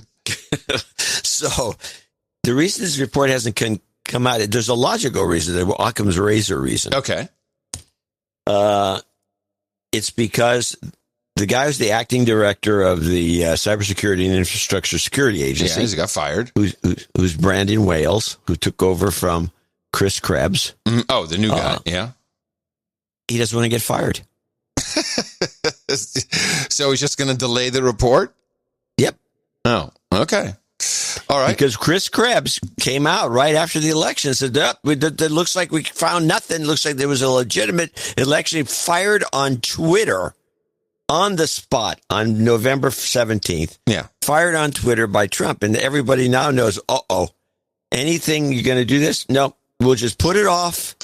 I don't want to do the report on the 20th. I'm going to put it off because they'll fire me on the 21st. I won't get my pension. I won't be in office long enough. Wait a minute. But couldn't the Bo Jidens convince you to do that and with a promise of hiring you right back? I mean, that's where I would shut go. Up. You shut up. You shut up. And you just wait until the whole thing's over, and then you try to just stay in this office. Spoken like a true air pollution inspector who knows how it works. Okay, so interestingly, the only person in the current administration pushing back on this being China is Pompeo. And Pompeo is a good old CIA guy. Somewhere. Of course. I would like to know what this is all about. Well, what I believe, okay. I think the CIA did this. I have a clip by it. Let's play the clip. I'm trying to do a sequence here, but what clip do you want me to play? Pompeo says Russia did it. Oh, good. I'm glad you have that one. Okay, here we go. Secretary of State Mike Pompeo blamed Russia for the widespread cyber attack on federal agencies and U.S. companies in a radio interview late yesterday. Speaking on the Mark Levin show, Pompeo said the government is still working through the breach, but that it was, quote, pretty clearly a Russian intrusion. Pompeo is the first Trump administration official to publicly link the ongoing hack to Russia. U.S. officials believe between March and June, 18,000 organizations were compromised after using a popular network management software that was infected with malicious code. Russia denies being behind the attack. Okay, so I'll go back to the premise from the last show when this came out, when we noticed it really isn't being discussed in the manner to which it should be. If it is true what we're hearing about the severity of the attack, this was friendly fire. This was CIA. This was, I think this was on schedule. It doesn't matter who would be president or who was coming in or who was going out. This is the big mother lode. This is what was promised to us about 6 months ago. And the promise came from Klaus Schwab. We all know, but still pay insufficient attention to the frightening scenario of a comprehensive cyber attack, which would bring to a complete halt to the power supply, transportation, hospital services, our society as a whole. The COVID-19 crisis would be seen in this respect as a small disturbance in comparison to a major cyber attack. To use the COVID-19 crisis as a timely opportunity to reflect on the lessons the cybersecurity community can draw and improve our preparedness for a potential cyber pandemic. They know that the potential cyber pandemic. It's not like he didn't tell us they were going to do this. It's not the Russians. The Russians are the Russians are much better, and they make it look like everybody else did it. I don't think it's the Chinese either. This is on schedule, and something bad's going to happen, and Trump will get blamed because he fired the CISA guy. Well, you don't think that's possible? Wasn't going to. No, I don't think. I think you can interpret it differently. I think you can say, because of what that guy said, this was an involuntary audit. You set up shop in this using this other system and creating a virus that is just undetectable. Apparently, this was a penetration test. I said apparently, but I'm sorry I said that. It's okay. But you create an undetectable Trojan, and you're the CIA, and you go in to audit the major systems to see what's in there that might be a threat to the country. So it was like a penetration test. Yeah, well, a little bit beyond the penetration test. We failed, but we failed. An illegal one for sure, but at the same time, it would do the trick. Well, what was great is that, so I'm just saying the reason why. By the way, it could be the NSA too, for all we know. It's one or a combined effort between 2 or 3 agencies. Yeah, but FireEye lost their tools. The CIA lost their tools. It's always handy. Oh, they got our tools. We don't really know that. That could have all been a red herring for all we really know. Well, I mean, if we really knew anything, we wouldn't have to do this show now, would we? I know we wouldn't. We'd be dead. Just sleep in. So the only reason I'm connecting it to the CIA is because of the Russia accusation from the good CIA man Pompeo. Now, there you go. I agree that by throwing out another version of a red herring, Russia, which everybody seems to lap up like lapdogs, it would be a good distraction. I agree. Do lapdogs actually lap? Yeah, they do. No, I don't think so. A lapdog sits on your lap. Oh, a lapdog sits on your lap. Okay. Well, like a lapping lapdog. So here's Pompeo speaking at Georgia Tech, railing on China, because that he continues to do. Look, they know that left-leaning college campuses are rife with anti-Americanism and present easy targets for their anti-American messaging. That's why they planted Confucius Institutes on our campuses. And under President Trump, our State Department has made very clear these Confucius Institutes are literally up to no good. Many have gone away. Many campuses have seen that, and they've chosen to close down these institutes. But right here in Georgia, Wesleyan College still has one in Macon. Look, it's why there are groups on campuses called Chinese Student Scholars Association here, too. They're directed and almost always funded by the Chinese embassy or a local Chinese consulate. Its purpose, to keep tabs on students and to press pro-Beijing causes. Now, you would think at freedom-loving places like Georgia Tech and institutions and scholars all across the world, administrators, school faculty would be more up in arms about the Chinese Communist Party's outright theft and flagrant violation of freedoms that I've described. But we see it too seldom. Well, why? Why do schools censor themselves? They often do it out of fear of offending China. Indeed, I must tell you that MIT wasn't interested in having me to their campus to give this exact set of remarks. President Raphael Reif implied that my arguments might insult their ethnic Chinese students and professors. But of course, nothing could be further from the truth. Those are the very people that this set of remarks is intended to protect their freedoms. Uh-oh, where have we heard that before? To protect their freedoms. Intelligence work takes place within a strong legal framework. We operate under the rule of law and are accountable for it. In some countries, secret intelligence is used to control their people. In ours, it only exists to protect their freedoms. Protect their freedoms. Protect their freedoms. Protect their freedoms. To protect their freedoms. Say no more. It's code. Say no more. It's code. We hear you, Pompeo. Message received, sir. Red-alpha message in 2 parts. Now back to a few interesting little tidbits. By the way, the tidbit in there that I thought was interesting was the MIT refusal. Refused, isn't that good? Secretary of Defense, the State Department. The Secretary of State of the United States of America refused at MIT to let him speak on campus. Yep. Well, what country is MIT located in? The country of Massachusetts, which we're going to secede soon. You know, this is absolutely shameful. Mm-hmm. Shameful. Yeah. That MIT would not allow the Secretary of State of the United States of America to speak on its campus. What are they up to? Yeah. Yeah. Hey, funders, take another look at them.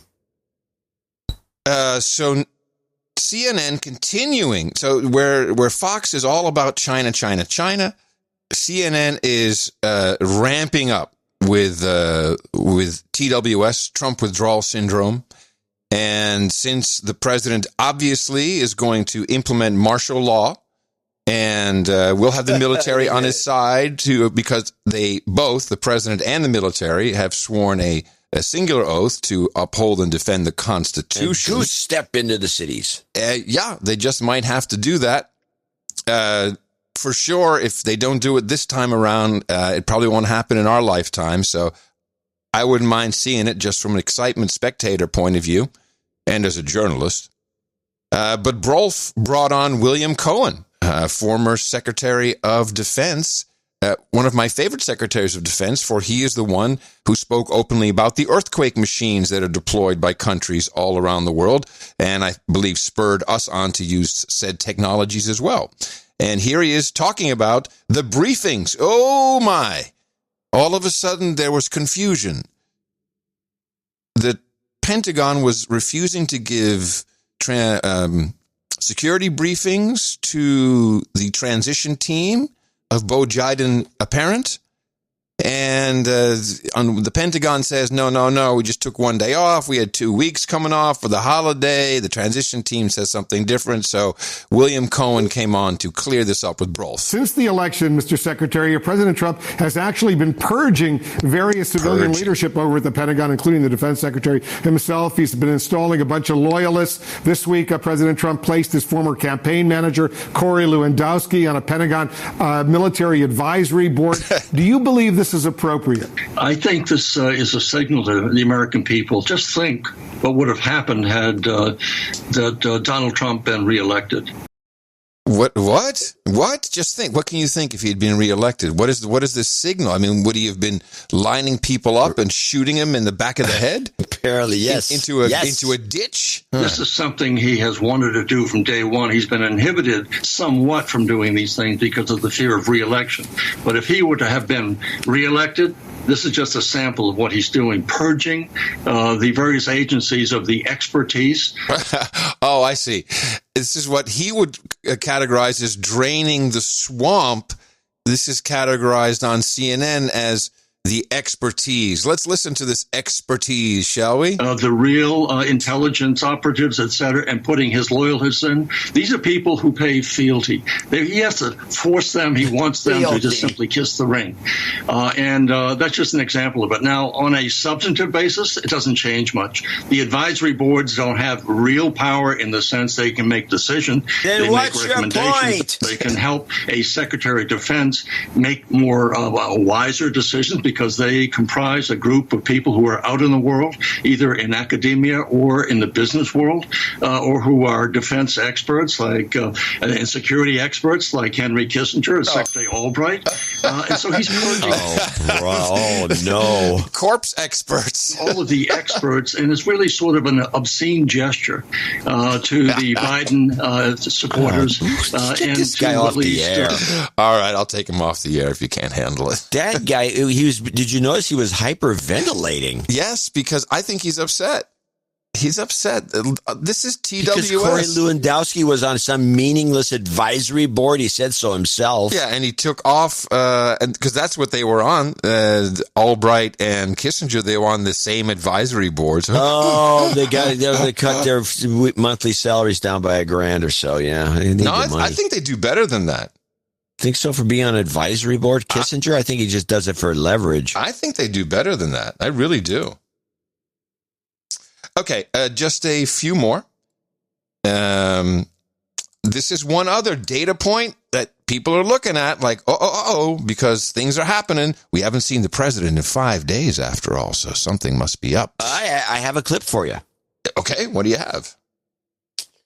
President MIA. Ooh. Tonight, President Trump out of sight for 5 straight days while COVID deaths spiked. Congress struggled to reach a relief bill and amid a suspected Russian cybersecurity attack. President Trump, what is he doing today? Is he helping respond to the pandemic? Is he helping us pass a bipartisan relief bill?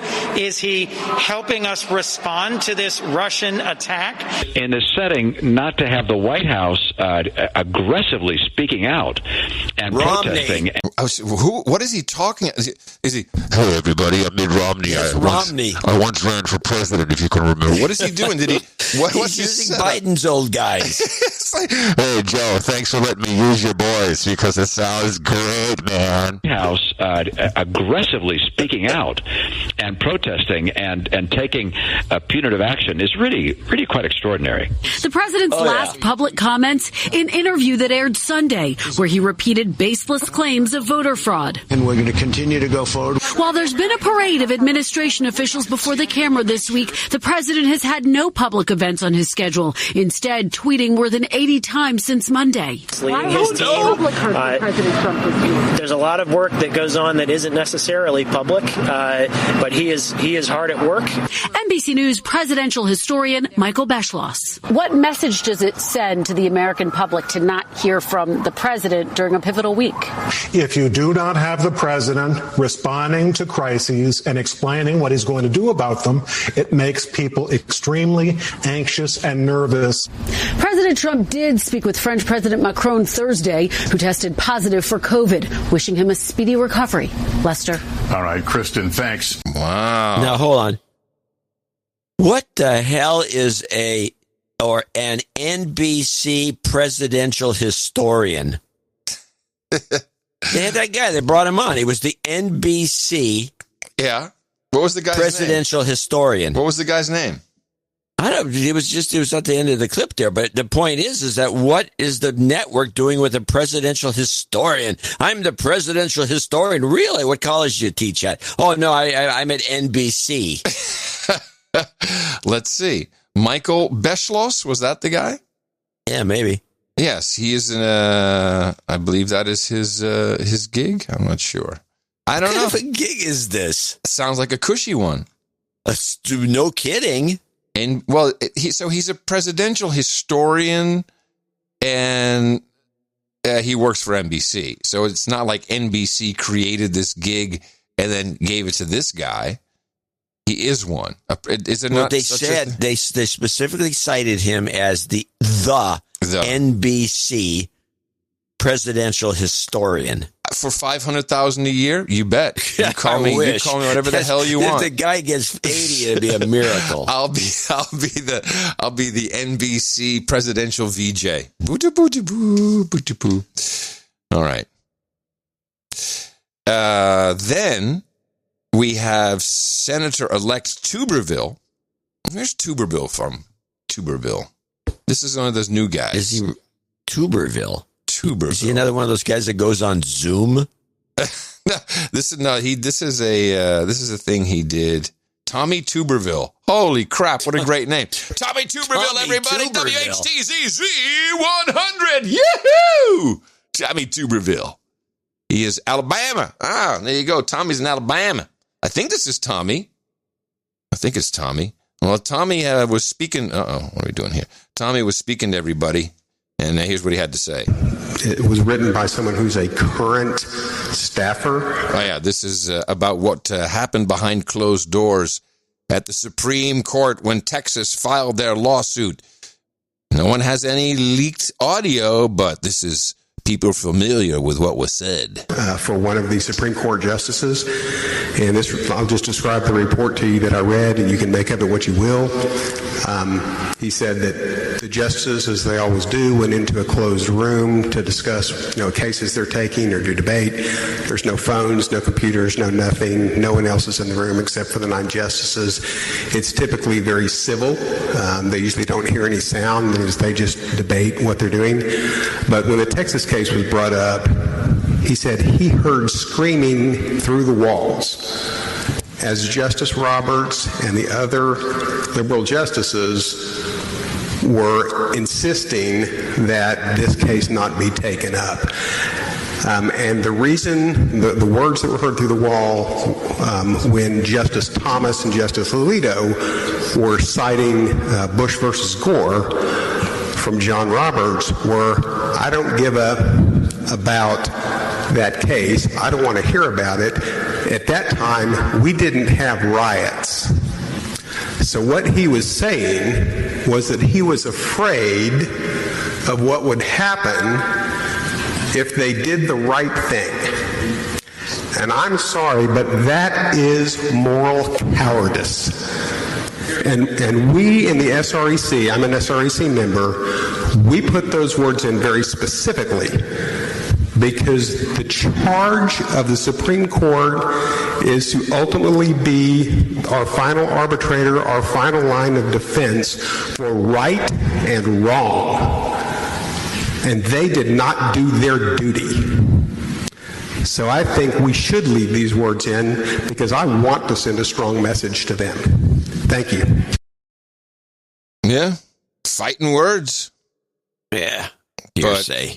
Yeah, of course it's hearsay. Has that ever happened where someone overheard something going on behind closed doors in deliberation at the Supreme Court? I find this hard to believe. It's a good story, though. That's a great story. It's totally believable. It is believable. I dive right in. All right, I'm going to actually. Yeah, I do it too. I'm trying to fix that. I have 2. Okay, I'm going to give you a choice here.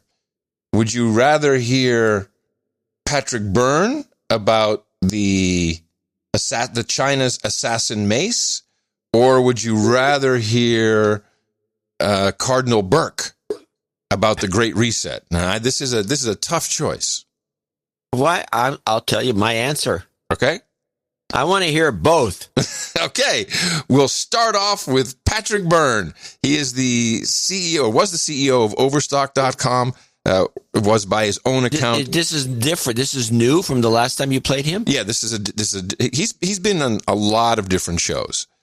Not anything mainstream, so he's done several Newsmax, but he goes on, he's not even getting on Fox Business anymore. And he's come out and he's talked about, the bribery they did with Hillary Clinton, and he's opened up more about that, and it was for $18 million, and he's just out there talking more. It's out of control. Kind of. But this is him on the Chinese assassin. People should be aware that for over a decade, there's been references in Chinese national security literature to a coming, what they call assassin's mace, sha shou jian. And a sha shou jian refers to an ancient war between two kingdoms, and one kingdom, instead of having to go to war, the king gets the right assassin in the right place, and with one stroke of a club eliminates his opponent, and so the kingdom takes over the other without having to fight a war. For about a decade, our national security folks have been wondering why are the Chinese referring to a coming assassin's mace, a one-stroke way of taking out the United States. And they've been wondering, is it the new aircraft carrier, the new stealth missile, the ballistic missile, or the hypersonic? Our guys have been wondering for a decade, what is this coming one-stroke assassin's mace? I think we're now experiencing the assassin's mace. It's a way of taking us out without fighting, which is, of course, the best way. This election interference has so last time I was on Newsmax a couple of weeks ago, it's still, or 2 or 3 weeks ago, it sounded crazy. I was still trying to convince people there's been massive industrial scale election fraud. At this point, if people aren't living under a rock, they know that. We don't have to argue. I'll leave it to others like Sydney to argue and explain what's going on.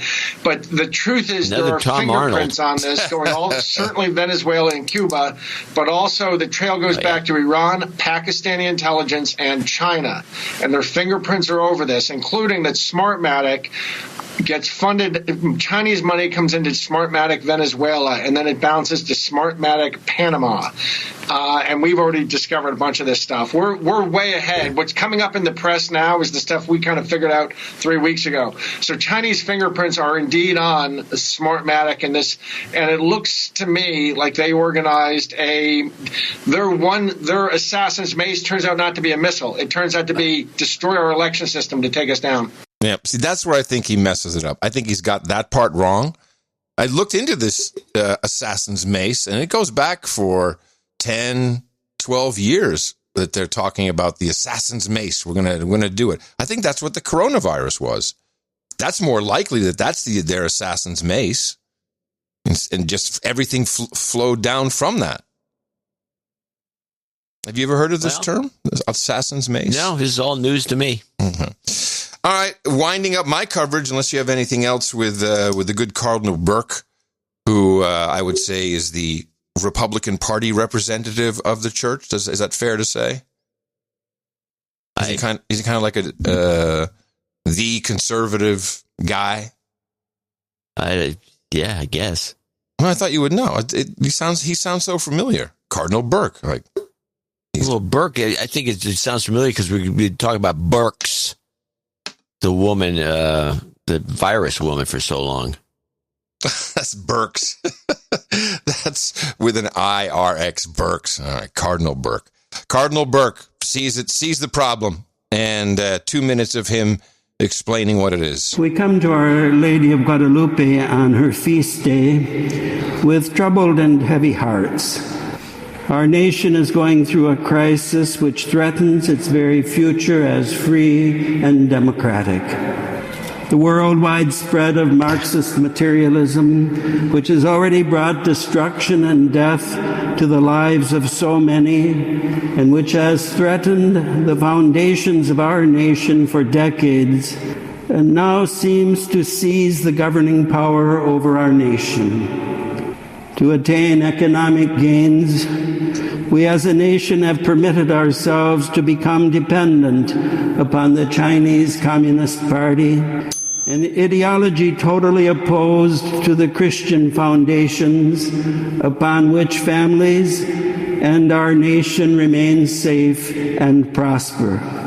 I speak of the United States of America, but evidently many other nations are in the throes of a similar, most alarming crisis. Then there is the mysterious Wuhan virus, about whose nature and prevention the mass media daily give us conflicting information. What is clear, however, is that it has been used by certain forces inimical to families and to the freedom of nations to advance their evil agenda. These forces tell us that we are now the subjects of the so-called Great Reset, the new normal, which is dictated to us by their manipulation of citizens and nations through ignorance and fear. Now we are supposed to find in a disease and its prevention the way to understand and direct our lives, rather than in God and in His plan for our salvation. Here's a tip for our current president. All that fake news yelling and China, the Cardinal pretty much said the same thing you've been saying. But when he just does it calmly and puts it all together, in 2 minutes, you understand the sitch. And no one's triggered. No one's flipping out in the church. He said it all. Wuhan virus, China. Burke for president. Yeah, it's style. It's a good style. I like it. Yeah, you kind of like it. You don't go to church. What do you know? I don't go to church on Sunday. What do you mean? We are in church. This is our church of Gitmo Nation. And you're yelling and screaming, and so am I. And with that, I'd like to thank you for your courage and say in the morning to you, the man who put the C in China, John C. Dvorak. Well, in the morning to you, Mr. Adam Curry. In the morning, all ships at sea, boots on the ground, feet in the air, subs in the water, and all the dames and the knights out there. What was that yelp you made? What happened? I was about to sneeze, and I staved it off by a rigorous attack on my nose. You went, oh. Oh. Well, in the morning to the trolls in the troll room. Everybody there, raise your hands. Let's see what we got. We got, I didn't get a count. What the hell is going on? Uh-oh. They took away my power. Somebody count the trolls. I don't know how many trolls there are. Oh my God. John, my secret command. You had a secret command? Well, it's an admin command. You can issue that. And it tells you how many trolls are in there, and it's not working. Oh, 6 million. No. It's 6 million. Doug was able to do it. 1,958. That's low. Nick the Rat's like, it's over, Curry. Yes. All right, everybody. Thank you for being taken over the place. They have. The trolls are in the troll room. You can find it at noagendastream.com.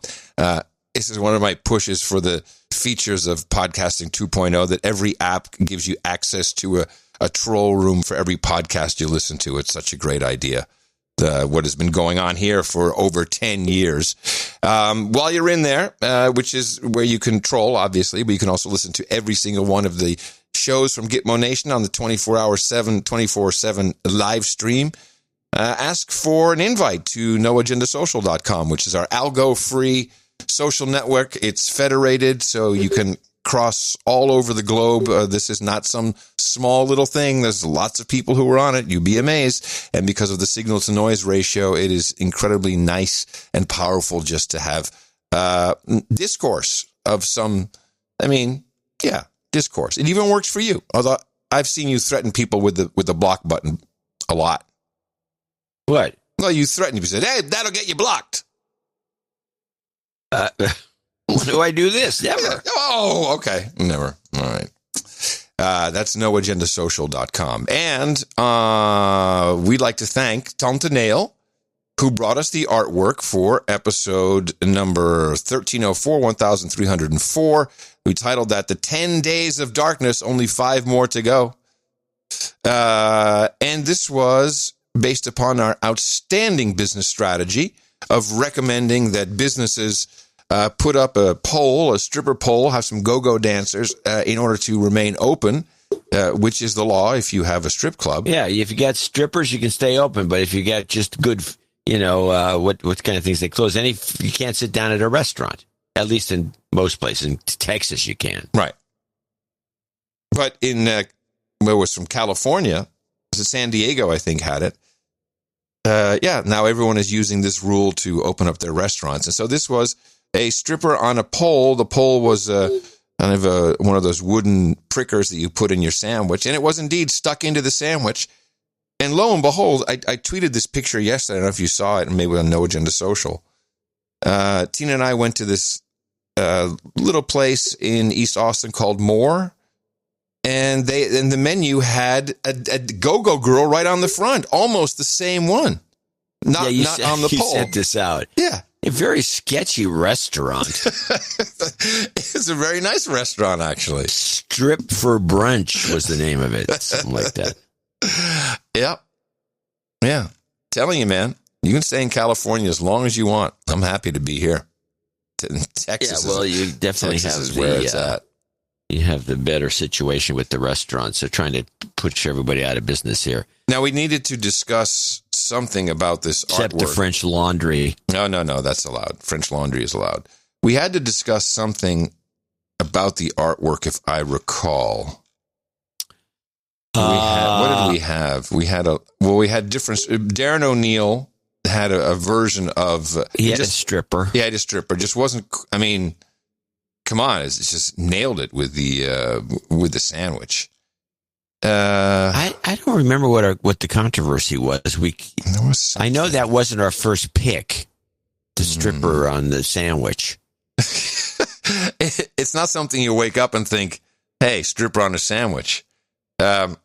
Oh yes, you wanted to make sense. You wanted to talk about people using hypodermic needles. Oh yeah, yes. Well, I mentioned this before. I mentioned on the show. I don't think anything should be art for the show that is cringy. Define cringy, good friend. No cringiness. And so that means ugly images, Soros as a Sith, stuff like that. Satan. Satan. These things that make you, anything that makes you go, and that includes a syringe in the arm. It's just not going to get picked. I mean, I'm just not going to, and there's too much of it. There's a bunch of it here. You won't have it? You won't allow it? Well, I mean, I literally, yes, I won't allow it personally. We both have one veto on each other's picks. Yeah. And I'm just telling you that in advance. You're dying on that hill, huh? That's your pick? Needles? Needles, Sith. I'm already seeing devils. Here's the one. This was the one by Tanta Neal of the hand holding a syringe, and the hand's all blistered and it's beat up. I think it was a Black Lives Matter or an anarchy hand. Yeah, that's what you deconstructed it. Yeah. I just said I don't care what it is. It's not what we're going to use for show art because it's gruesome. If you want to see what we're talking about, and in fact, a lot of this art shows up in our chapters, which is a Podcasting 2.0 feature. Go find all of the new apps that do this at newpodcastapps.com. I'm going to keep plugging this, man. We're leading the charge. And I can already see something that we will not choose today. I know which one you're going to say, too. Comic strip blogger. Yeah, he's always got a butt. He likes putting butts on it as a cover. But now he has a mask mandate notice shoved up somebody's butt? Yeah, because it was a clip you played. Oh.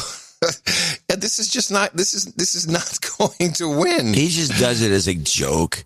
He's got this stock butt that he just finds many uses Where's for. my butt? I know I got a butt around here somewhere. All right, No Agenda, artgenerator.com. Thank you very much, Tanta Nail. We appreciate the love and work that all of our artists put into it, of course. We criticize because that's why they do it.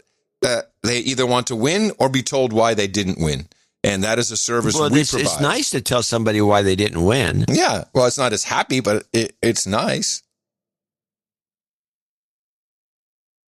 It's part of the Jack Welch School of Management, I would say. Jack Welch. You're fired, and here's why. You're fired, and here's why. Well, we have a few people that aren't fired. I want to thank them for contributing to the show, starting with Andy Cracchiolo of the Night of the Cracks. Of the Cracks? Phoenix. 1666.66. Lots of sixes. Nice.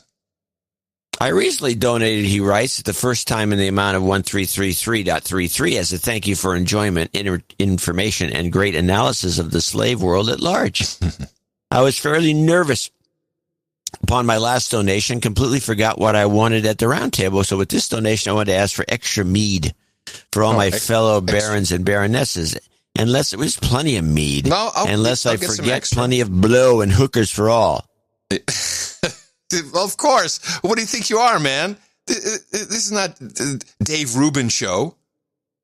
My previous knighthood as Knight of the Cracks, I asked to be upgraded to Baron Crack. You should meet up with Comic Strip Blogger to rule over the lands of all Arizona. And as a bonus, I would like to ask to rule over Cabo San Lucas, Mexico, as it is a badass place to visit and vacation. All right. Cabo, baby. Today I'm donating 1666.66. I need a penny from you to finish Baronhood. Plus, it would screw up all the sixes. Okay, there it is. He threw it down twice. As well as I'm on my way to Grand Duke. I decided to donate that much as we have entered the realm of the beast. And she, Kamala, is about to take office. Tell me I'm wrong. She looks like a black tranny with bad surgery. Oh, man. Come on now. I just read this stuff. I mean, what can I do? There is no doubt that Bo Giant is not going to make it to inauguration, and if he does, he will be tossed within 6 months by the devil himself. Dear God, what a lesson for all the little girls out there that with hard work and fucking and sucking your way to the top with no moral compass or personal convictions you can make it. Yay. Jesus help us all. He is going straight to the point. Hey, for 1666.66, I'll read anything. That's right. It's not Fiverr.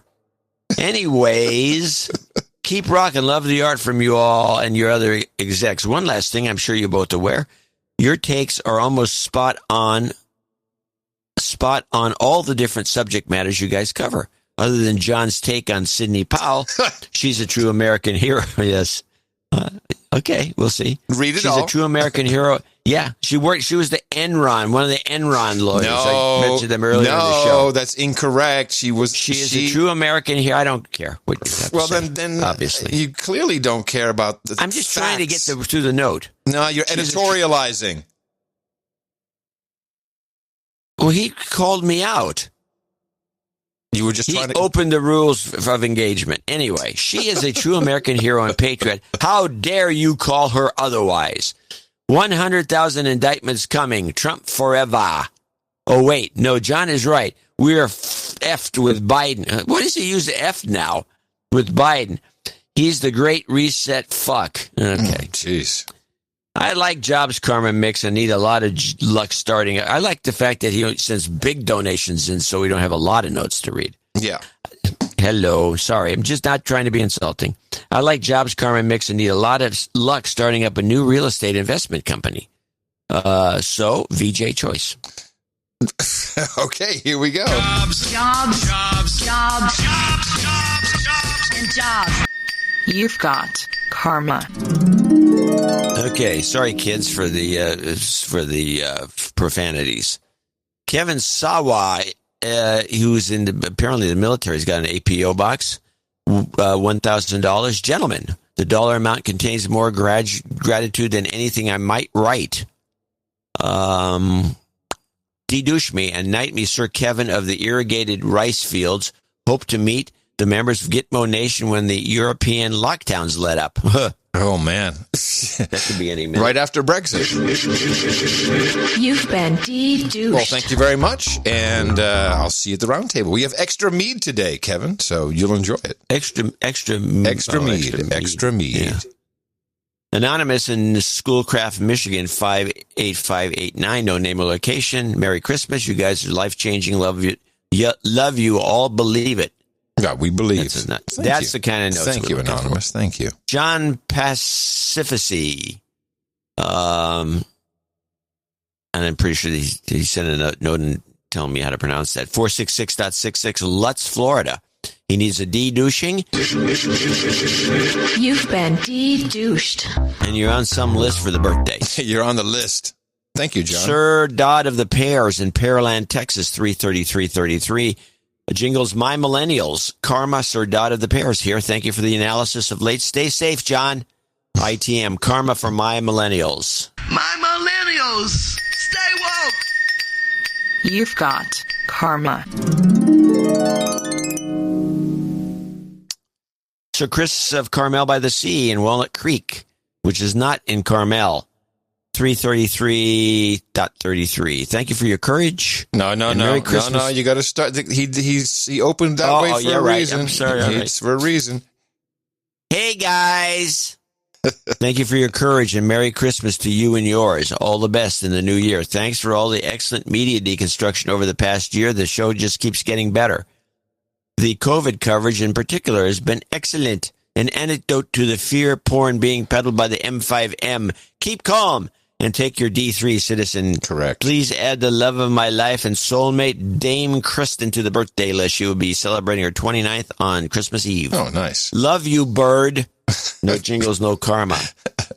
Okay, bird. Love you too, bird. Hey, bird. Hey, bird. Bird. Bird. Bird's the word.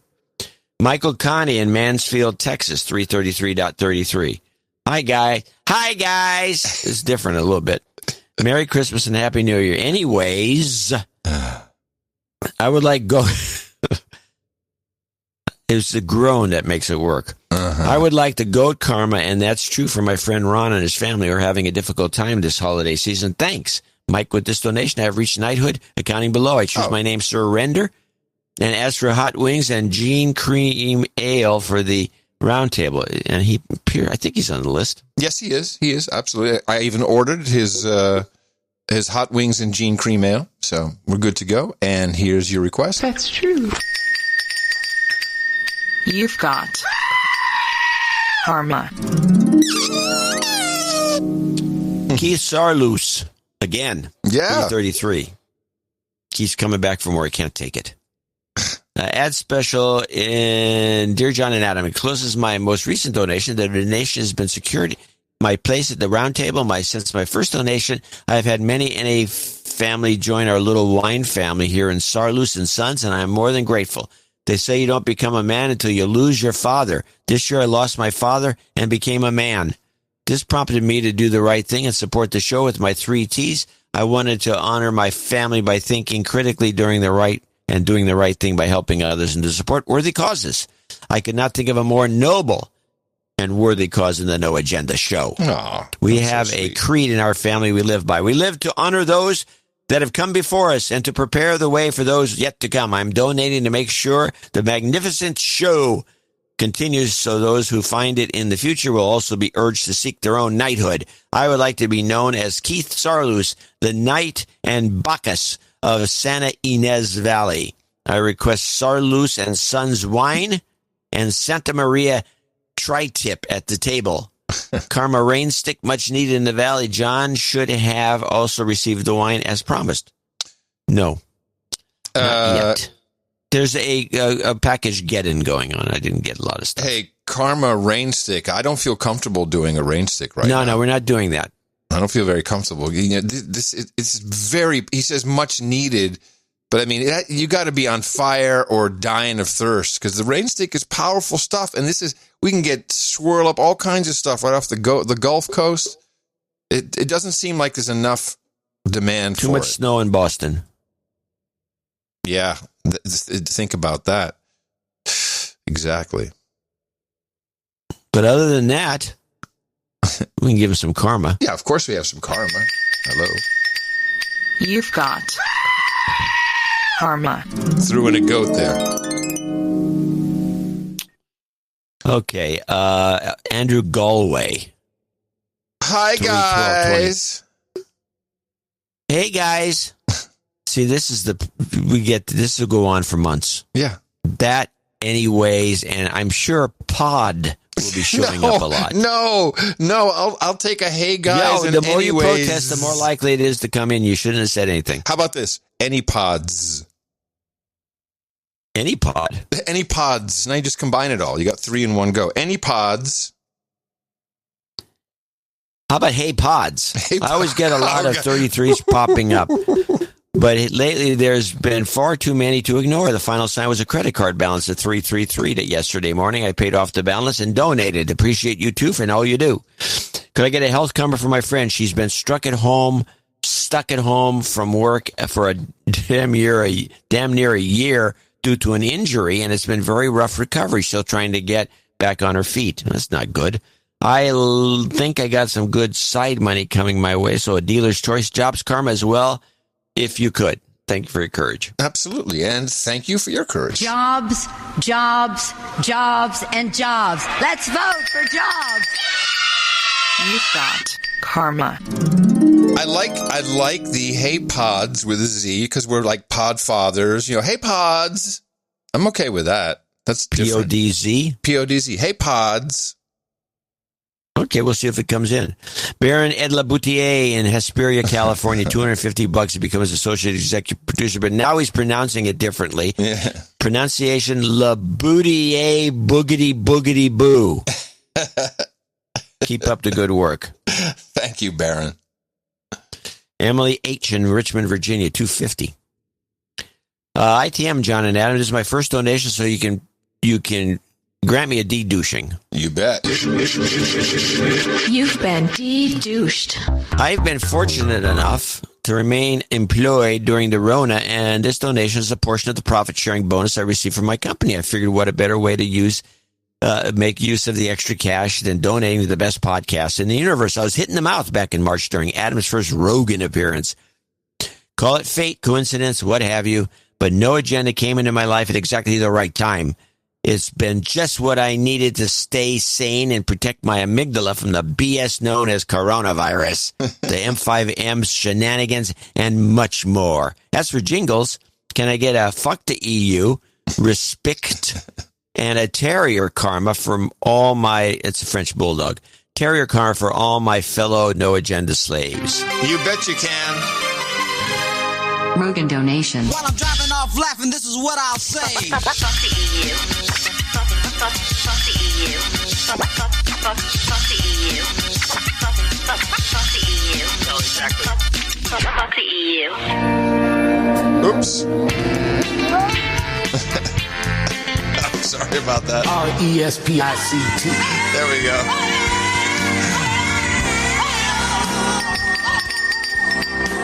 You've got karma. You got goat and terrier and everything in it now. You got it all.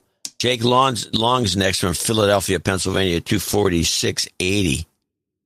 And he says, Jingles, China's asshole, don't enslave me. Camel, Build Back Better, Foamer. We need health selling karma and job karma. My smoking hot lady and I are in the process of escape from Phil, L.A. Mm-hmm. I own an audio company with bars and events as customers, so I basically don't own a company. And I'm looking for one of those job things to keep it together. We're also anticipating a housing bubble, considering there's truly no reason to live in a liberal city unless you're like feeling awkward around your hypocritical liberal friends. No restaurants, no nightlife, just litter. Litter. Boy, I should say pictures of Berkeley. Horrible. Talk about litter. Thankfully, we have our escape plan based on the state shaped like a middle finger. No service OTG, and there is a train tunnel nearby, so we all holler, listen to that horn every time it goes by. We've decided to read books before bed together. Right now, we are reading A Brave New World. A Brave New World Order he's got. That's pretty funny. That's a funny idea. Maybe there is a book called A Brave New World Order. Anyways, it's creepy how accurate it is to current life, much more than the COVID 1984 book. Thanks for all you do, Jake. All right, Jake. This is quite a lot you asked for, but we got it lined up. China is asshole. For a better life beyond your freedom, build back better for someone else. Don't enslave me, Kamala. Oh my God! Woo! Listen to that horn! Jobs, and jobs. You've got karma. Sir Rotorhead from Anthem, Arizona comes in at $245, and he says this donation is in honor of my smoking hot girlfriend Erica's 45th trip around the sun. By the way, you might want to make a note on there. It's on the 20th. On the 20th, okay. I believe it's on the 20th. Happy birthday, love, and J.K. Sir Rotorhead actually sent a note in that mentions it. Oh, no, he doesn't say it. I forgot to mention my girlfriend's birthday is on the 20th. Okay, that's what he forgot. He wants that on there, I guess. Okay, on the 20th. Yeah, it's on the list. It's back office has done a good job. All right, Craig Connett Jr. Was there no karma or anything? That's it? That's his note. All right, good. Happy birthday. Yeah, it's on there. Craig Connett Jr., Enfield, Connecticut. No note. Maybe he wants to be anonymous. I don't know. 24471. Nothing under the subject line donation, and nothing that I could find under Connett. So no karma for him. That's not the note that I have one scanned PDF. Is that from him? Well, maybe it is. Not to mention it. Hold on. Because I say that because it is in gray. So maybe there's a note. I got all kinds of stuff here. I got it. Good catch. Thank you very much. Oh, there it is. Oh, he's got a squirrel with a nut. That's a really nice card. He's got squirrels. His squirrel card. He's got squirrels. My nuts are frozen. He's got squirrels. My nuts are frozen. Yes, it does say that. My nuts are frozen. Blinded by the sun attempting to board the Mass Pike, I had a near miss with another motorist. A moment later, I noticed their friend of the pod bumper sticker. By the way, he did send a copy of the friend of the pod. It says friend of the pod. Almost ran him off the road. I will put it in the next news. Oh, brother. It said friend of the pod? Yeah, a bumper sticker that says friend of the pod. This is very bad. It's too late. You're on the wrong side of history. You stop saying that, because if anyone's on the wrong side of history, it's you. I'm not. You have a lot more history. A lot more history. You're on the wrong side of it. Yeah. Yeah. Huh. And I am happy over here. Okay. The bumper sticker. I let out an ugh and rolled my eyes. The sticker started to upset my stomach. So that he's on the right side of history here. So I managed to pass the cars only to have them follow me another 60-some miles almost to my house. I kept looking in the rearview mirror thinking they are coming after my sanity and I have to donate for your protection. I like your logic. Yeah. I want to wish you both a happy Festivus and thank you for being so damn consistent every week. Can I get a relationship karma as I'm getting back out there? Woot, woot. Okay, adios, Craig. Yeah, absolutely. And the squirrel inside the card is holding his nuts in a very funny spot, and it looks like he's... You're crashing. You're crashing the karma, man. Okay, wait for the karma. You've got karma. Yeah, give him a little squirrel there. The squirrel is needed. Mm-hmm. Inge de Jong in Amsterdam. Mm-hmm. How 233.33. Dear John, you read this as a Dutch. As a Dutch? That's not a thing. Dear Adam and Sean, I'm a millennial. She's a woman, by the way, so you might want to be nice. I am. Read it in a falsetto and make it work. Dear Adam and Sean, I'm a millennial, so I'll do my best to keep this short. About a year ago, my smoking hot boyfriend, Peter, donated on my behalf, and I'd like to return the favor as he's turning 53. I can't do this. I got to read it. No, it's too long. He's turning 53 on December 21st. If it makes sense, I don't want to do this whole time. That's okay. It's okay. I was wondering if you could take direction. I can't. He's a knight already called Sir Pete of the High Power Vanilla Hammerheads. But hey, there's no such thing as donating too many dollars to no agenda. I love your show to bits, even though it gets me in a lot of troubles, as my friends think I am a corona heki. And there's a term for you. You want to try it? What does it mean?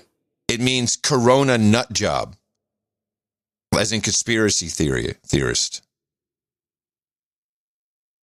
Heki. So, corona heki. Say it with me now. Corona heki. No, heki. Heki. Heki. You got to do the heki. I thought I'm hearing heki. No, like Hebrew. Yeah, heki, like Hebrew. Heki. Now you're talking. You deserve a French fries with mayonnaise for that one. At least me and my boyfriend are on the same page, and I want to thank you for keeping us sane during the panic pandemic. I also want to apologize for calling your show lame, as my smoking hot boyfriend pointed out in his note last year. Yes, we remember this. You seem to have been saved, Inge. The opposite is true. You guys keep me well informed, and sometimes you even help me sleep with your soothing voices. Hello. Corona Heki. Please keep up the amazing work, and to my smoking hot bae, happy birthday. I love you to the moon and back. All the best, Inge from Amsterdam. As for jingles, can I please get a full Donald Trump, don't trust China, resist we much, and Trump screaming jobs, jobs, jobs for everybody who needs it. So, yes, I've got the full, what does she want there? And we got resist, we got to resist, and then what was the last thing she wanted? Jobs, jobs, jobs, that'll be a TPP. We got it all for you right here. Donald Trump, don't trust China. China is asshole. But resist we much. We must and we will much about that be committed. Jobs, jobs, jobs, jobs, jobs, jobs, jobs, and jobs. You've got karma. John DeLeon in College Station, Texas, $200, and I'm pronouncing it in the Georges way, DeLeon. DeLeon. Now he didn't. I can't find a note from him. Could be DeLeon. I mean, it should be DeLeon, but they say everything DeLeon in the South. He did write a note before, though. I'm just going to read it. Dear Adam, I'm a minority educated in the public school system with a large percentage of minorities, and I was taught in elementary and middle school that all the Democrats became Republicans and vice versa. Was this the big switch? I'm currently 33. So he's a PhD, actually, a professor. He should call himself Doctor. Doctor, the hair doctor. Like Dr. Jill and Dr. Bill. I got a clip on that. Oh, very good. You probably heard it. Yeah, he was on, they were, the Jill and Bill were on Jill and Gil, Jill and Joe. Jill and Bo. Yeah, they were on Colbert. Yeah, of course. Little known secret. In the morning, first thing I do is I look at the clips you sent in. I just look at the titles. I don't listen to them. Like, okay, skip. John's got it covered. That's part of the magical process. It's a secret. Anyways, College Station, Texas, $200. Thank you. Daryl Flack in Cross Fork, Pennsylvania is the last donor today, $200, and he supposedly sent a note using, but I didn't get it. So I should have just put it in the Daryl Flack. No, in there somewhere. I don't know. I didn't see it. I have not seen it. I looked up anything from Daryl Flack. I looked up his email address, which is listed here, and I also looked under the subject line donation, which is what I recommend, and I couldn't find anything. So Daryl, let us know what you want us to do. But for now, no jingles, no karma. That's $200 from you, and that concludes our list of executive and associate executive producers for show 1305. Yes, and thank you so much for supporting. We always ask for the 3 T's, time, talent, treasure. Special shout out to Neil, who has done some great clippage work for me. I can always count on at least 4 clips from him for every show, but also so many of you doing other things, because you're all producers. You are truly producing this program. No way we couldn't even hire one person. And that would be the whole budget. It just goes away. So you guys are doing the work, and a heck of a job you're doing. And of course, we need the financial support, and these people, these producers, receive the title of executive producer or associate executive producer of episode 1305 of the No Agenda Show, also known as the best podcast in the universe. And as we get closer to the first deadline, which would be January 5th, and then towards the 20th, we will be here working throughout the holidays to deconstruct everything. If you'd like to support us for the show coming up on Thursday, well, just go to this handy website address. Dvorak.org/NA. And thank you for your time, talent, and treasure. It's all that counts here at the Value for Value model. Our formula is this. We go out, we hit people in the mouth.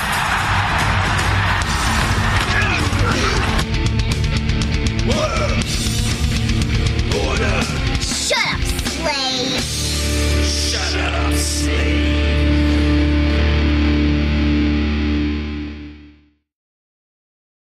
Well, I do have some miscellaneous clips I'd like to get out of the way, including the Colbert interview with Joe and Jill. Now, Jill has to accompany him all the time, I presume, as his handler? Yeah. Okay. It's kind of sad. She has to be there because everybody else should have their wife with them when you can make mistakes. She stops him. You can see him do it or her do it. She says, no, you can't. No. I'm just going to say this. It's really no. how she looks him in the eye is what I look at. She gives him the look. She gives him a massive look continuously. So, simmer down. By the way, so I got 3 clips, but the one clip is just Colbert because I never knew what Colbert was supposed to do. So I thought it was a comedy host. I thought it was a host, interviewer. He was comedian. At one point. He was, and then he became an activist. Well, he finally tells us what his job is. Stephen Colbert says what his job is. I'm sorry. Here we go. You are about to be the most powerful person in the world. And my job to talk about what's going on in the world. Well, let's remember, he left Comedy Central, went to do his talk show on CBS. Massive failure. It was failing. Fail, until he discovered yelling about Trump. And that turned everything around for him.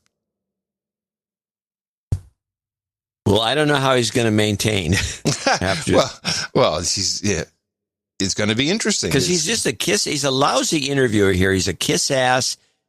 It's pathetic how bad it is. But I tried to keep some of that out of here. Let's listen to. This is one of the things he delves into, which is calling Jill Biden Dr. Jill.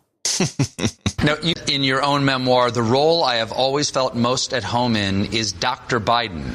Now, some people have recently taken upon themselves to question that title of yours. Do you have any reaction to those people? Yeah, that was such a surprise. It caught me by surprise as well. I did not see that one coming. No, nor did I. And, it was really the tone of it that I think that, he called me kiddo. And one of the things I'm most proud of is my doctorate. I mean, I worked so hard for it. And my, Joe came when I defended my thesis. And, I got to hand her a doctorate on the stage, University of Delaware. She had 2 master's degrees. She kept going to school all the time while teaching at night. And then what happens is I said, Jill, why don't you get a doctorate and make us some real money? She gets the doctorate and gets a $2,000 raise. But look at all the people who came out in support of me. I am so grateful, and I was just overwhelmed by how gracious people were to me. Do you think it might be a little bit of a compliment that people were trying to think of something to criticize you about, and they were like, what do we got?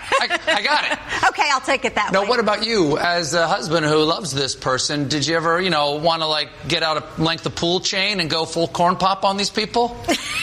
The answer is no. Close. The answer is no. No, but the answer is no, Joe. No, Joe. The answer is no. Look at me, Joe. Yeah, the answer is no. Wow. So as you recall, I think we can probably document this, and I might do that if I have because we got the database of clips. Joe Biden's foundation story for running for president seems to be always shifting a little bit. All his stories shift. They shift. Like he gets awarded a medal here, but it was there, and he just doesn't remember anything. But his foundation story now, the reason he ran for president, it's got some embellishments. Wait a minute. Wasn't his whole foundation was Charlottesville? Yep. It's still Charlottesville, kind of. But the foundation story I remember is the following, and you tell me if you remember anything different. He was watching TV, and then he saw Charlottesville, and then he saw the president say fine people on both sides, and he knew he had to run for president, right? Yes. Is that it? In addition, I've heard that his son on his deathbed said, "You've got to run, Pops."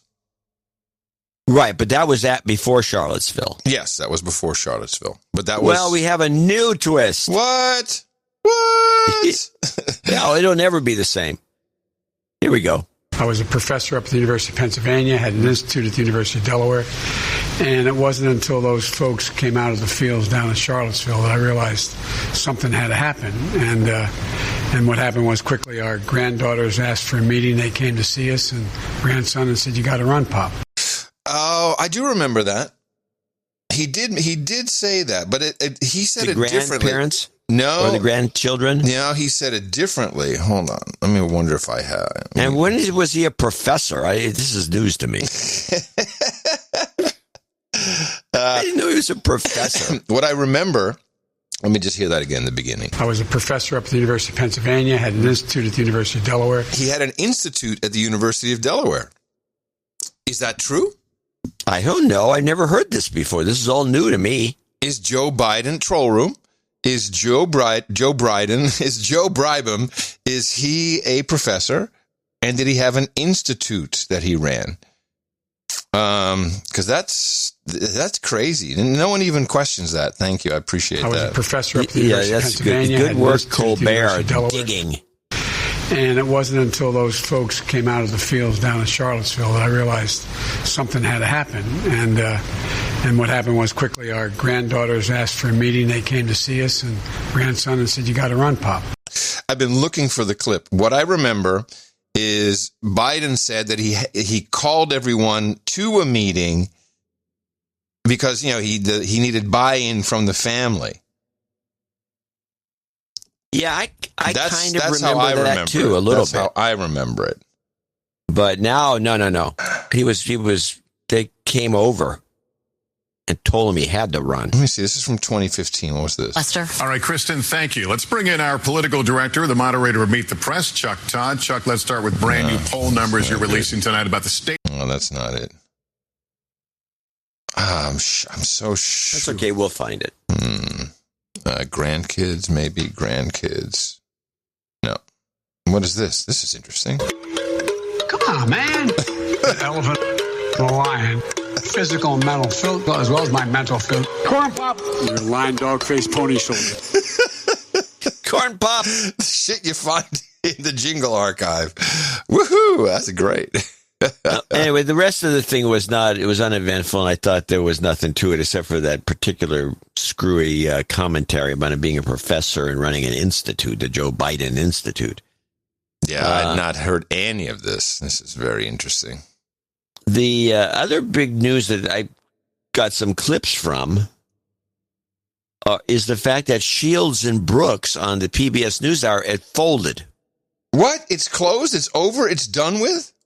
The last episode was this last Friday, and I picked up some clips. I picked up 3 clips from it. One is end of Shields and Brooks. This is Judy going on and on and on with an assertion that is just baffling to me. And this is Brooks and Shields?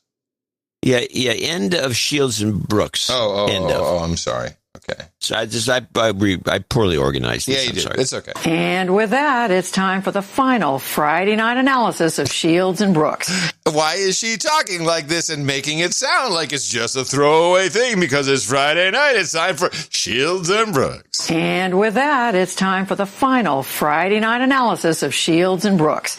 That is syndicated columnist Mark Shields and New York Times columnist David Brooks. And before I go any further, I want to make it clear, Mark will continue to be a part of the NewsHour family as an occasional contributor. We're going to have him back when there's a major political event or anything else that he wants to weigh in on. We'll never see him again. They couldn't get out of his contract, so they have to pay him off, and they'll give him a special or something. He'll do something, one little hit. They're paying out the contract with this. That's what that means. But Mark, before I let you and David speak, I want to say what an utter joy it has been for me to work with you over the years, to be the beneficiary, along with our audience, of your wisdom, your brilliant insights, and as we heard in that video, your humor. Wow, an institution. What humor? Forget that. That guy has never been funny. Correct. And after having sat through clips of these jamokes that you've brought to the table for at least a decade, I can say zero humor factor. And good job, John. 1 down, 1 to go. When is it Amy's time up? I can't wait for. And what are you going to do with your time? Brooks and Shields now, they're gone. What are you going to do now? You have 50% of your clip time left. There are other targets coming. I think you should go straight for Sidney Powell. Go for it. No, she's not that. I kind of like her.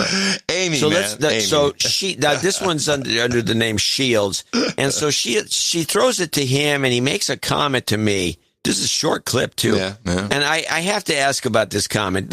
Just listen to this. It's been 33 wonderful years. It's been a great privilege, and it's been just enormous fun. You shouldn't admit that, but that's what it's been. 33. It's been enormous fun. Mm-hmm. I should not admit that. Why? Why shouldn't he admit that? Because it secretly was a comedy show. Don't you understand? That's No, what it is, it was enormous fun, which you should have in your job. You should have fun on your job. There's nothing wrong with that. No. I should not admit that. This is a liberal guilt thing. Because he's a serious journalist and can't have fun, or is this a liberal guilt thing in general where just having fun is no good? Because it seems in liberal cities they're taking away all the fun of dining out, the fun of Christmas, so they just hate fun. They hate fun. Fun. He's saying I shouldn't admit I had fun. Now, meanwhile, of course, she says he had a great sense of humor. Well, you have a great sense of humor, which we've never witnessed. You'd think he'd have some fun, but he had fun, but he's afraid to admit it. Oh, my God almighty. Wow. All right. Wow. I thought that was pathetic, by the way. So let's go to the last one. This is, I got to go up to the B's and find Brooks. Yeah, I got it. And now this is Brooks, who's got something wrong with him. I think this may be the reason they're canceling this. I have noticed over the last, since COVID began, he cries a lot now. He just drops into sobbing. Wait. Do we have a previous clip of him crying? Well, there may be if you look up Brooks and find the word sobbing, because he's crying about one thing or another. He's crying about somebody losing the election. He's crying about the COVID deaths. He's crying a lot. Now he's crying. You'll hear it in his voice about Shields quitting. He apparently called him, say, "I'm quitting. I've had it." Or they told me I'm done, which is maybe what he called and said. Yeah, I can understand. I'm sick of this shit. Sick of you. Here we go. I'm sick of you pretending to be something you're not, and we're not funny. Everyone knows the same Mark. Mark is Mark. When he called to tell me the news a couple of weeks ago. Okay, that's passive-aggressive right there. And I said it like that. That's passive-aggressive. Mark is Mark. Everyone knows Mark is Mark. In other words, he's an asshole. I can't hear it differently. Everyone knows the same Mark. Mark is Mark. When he called to tell me the news a couple of weeks ago, I told him the blunt truth. Mark is the best colleague I've ever had at any level of journalism or in any line of work. I've never been around somebody who generates just so much warmth, who treats everybody with so much respect. I figure we haven't talked about this, Mark, but I figure your parents loved you really well when you were a kid, and you've been sharing it with the rest of us in the years since.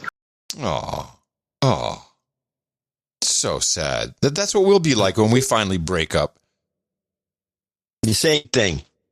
When I call you and I said, it's over. And you're going to say, over, I'm through. And you're going to cry. You're going to cry. I've had it with you. You're going to say, Curry's Curry. We all know him. I've had it with him. Loser. Probably. Probably. That's the way it goes. Probably. Thank you. Hey, observation. So when a door closes, another door opens. Oh, I know. yeah. I think Tim Pool.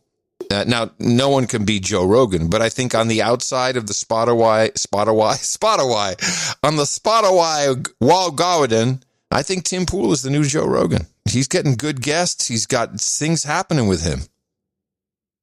I thought Ruben was the guy who got the good guests. Nah, Pool is getting him. And Pool goes every day.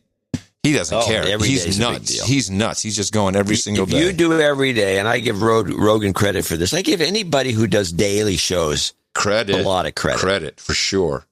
Because that's work. Yeah, I think Joe does about 4. He has 4 interviews a week. But Pool, and it's... And also, I see the keeper's checking out the Pool boy. I never heard of this guy. Oh, yes, you do. He's with the beanie on his head. We bitched about him forever in the beginning. Oh, the guy with the beanie? Yes, the guy with the beanie. He's more than just a guy with a beanie. He's got quite a story. He was a skateboarder, and he kind of found his own way, and he started doing shows. And I have respect for what he does. I'll have to check him out and be more seriously. It's hard. Well, it's hard. Get on his show. No, get on his show. What am I, your dog? What is this? Yeah. This is how it ends. This is how it ends, Dvorak. And I'm just tired of that. You like doing these shows. I do. You got the angle. I got no angle. I got no book. I got nothing going on. I got podcast. I got podcasting 2.0. Yeah. Which is at, I think it's etsy.com/shop/Dvorak Shopapa. Shopapa. It's not good. It's Dvorak Shopapa. Yeah, I got a hook. Short clip. You're right. I have a hook. I have podcasting 2.0. You got to do podcasting 2.0. Yeah, there's more announcements coming soon. You watch. Big stuff happening. Big stuff.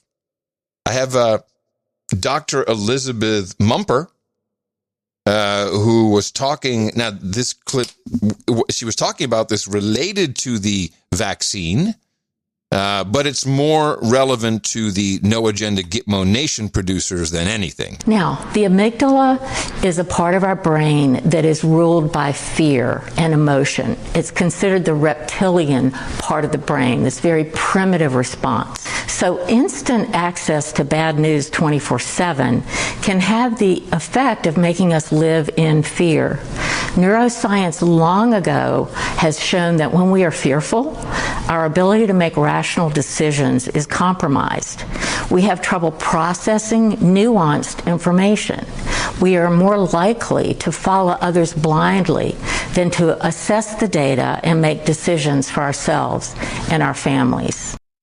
And this is the core. This is what we do. We read you the scary headlines and we make you laugh about it because of how ridiculous they are. And it reprograms the reptilian part of your brain. Well, it keeps it from getting swollen and screwing you over. And this is the reason that you played this clip, if I may be so blunt. It's because we've got some producer, or I don't know if he's donated, who rants on us. Oh, you guys are full of crap. The amygdala should be swollen up, and because it's the emotional brain which needs improvement in all humans. And you guys are lying. Right? Is that pretty much his notes? That was note number 2. And can you give me note number 3? Because it's been quite a while that he's been yelling at us for this. I don't remember note number 3. Hey, you nailed that just came in recently. You nailed it. That's opening the show. That whole thing right there. That's it. Lying. You're lying. You're lying. You know who's lying? You know who's lying? Bo Jiden is lying. Well, these things that they're calling glitches. Oops. That was the wrong one. This is Bo Jiden lying. Creating even more jobs. We know how to do this. The Obama-Biden administration reduced the auto industry and rescued the automobile industry. We reduced the auto industry. Yeah, Bo Jiden. Yes, you did. Yes, you did, my friend. Fantastic. I got a little 11-second clip we get out of the way. Okay. Because, these networks have to brainwash the public with bull crap. Sure. And we've been kind of talking about the PCR test since you first clipped the guy who invented it. For months now, yes. Months and months and months. Months and months. Mm-hmm. So let's listen to what the litany on the test types is. Litany on test types from NBC. So which test should you get? Depends on how much time you have. PCR tests are the most accurate, but results can take days. Rapid tests will give you a result within minutes, but they may not be as accurate. Yeah, and it's interesting that I'm getting, or the number one emailed article is an analysis from the World Health Organization that Zero Hedge did, which I'm pretty sure we did on Thursday on this very show. I read from the actual memo from the World Health Organization that said you got to take your countdown and be careful that you follow the instructions properly. And it's amusing on one hand, but on the other hand, sometimes a little irritating that people will send me this article who clearly didn't listen to the show. That's weird. It happens a lot more. That never happens. So what's happening with more frequency is people sending us clips. They circle around. It's like the simulation has run out of ideas. So, hey, listen to what happened during the swine flu in 1976, which I think you've done. And then I did it again later, months later, thinking that it hadn't been done. I believe so. It's just the simulation repeats. Everything repeats. Running out of material. They don't have good writers. This is the problem with everything. With the game, those gaming guys, whoever created that. No, they do have some, because here's a little offshoot of the simulation that we are clearly living in. Now, everyone gets a different version of the simulation. You get Dimension A or Dimension B, and I think we're firmly planted in A, but sometimes we slip over. We can see B. And this is Scott Lobato. This is a new character in The Matrix, and he's kind of like a gotta call Saul type lawyer on Staten Island. And this is still regarding the pub house, the public house. I think it's Stan's or Can's or Dan's. Where across the street from this place, which has been locked down in some kind of COVID zone, there's a big box store where you can just go buy whatever you want. And people are protesting. They're not having it anymore. And the lawyers, they're coming out. Let me tell you something what happened today. A story broke in Staten Island this afternoon. Hundreds and hundreds of people. Hey. Okay. Yeah. Hey, this guy called me trying to sell me stocks the other day. Judge, we're online at the Staten Island Mall buying candles that were 50% off at Bed Bath & Beyond, okay? And these people are saying that this small business, this guy Mac, or all the other businesses in this little town, these little restaurants, can't have 15 people in there to have a burger and a beer. It's disgusting. Okay, and that's why, Scott, that's why I had you on. The Staten Island pub that was closed down by the sheriff. Does it get any better than these two talking to each other? No, I could listen to this forever. This is really good. You see that as a complete inequity. You see the sheriff shutting it down as really taking a position against small business as opposed to the big box companies. Why do you think this is happening in America? Look. Our Emmy Award-winning governor, okay? What did he say to us? Everybody knows he said, do not congregate in your homes. That is the most dangerous place to spread the virus. Where do these people that want to go out on a Saturday night for a burger and a beer, They can't go anywhere. Where are they going? They can't go to Max. They're going home. We all see it online, people posting their parties they're having. 10, 20, 30 people. No regulations. So it's ass backwards, excuse me. And it just doesn't make sense. It is not fair to have a business across the street open, a big box store, and this mom and pop. Look, this guy Max and half the businesses in Staten Island are going down. So they reached out to me and said, Scott, we want to go down with guns blazing.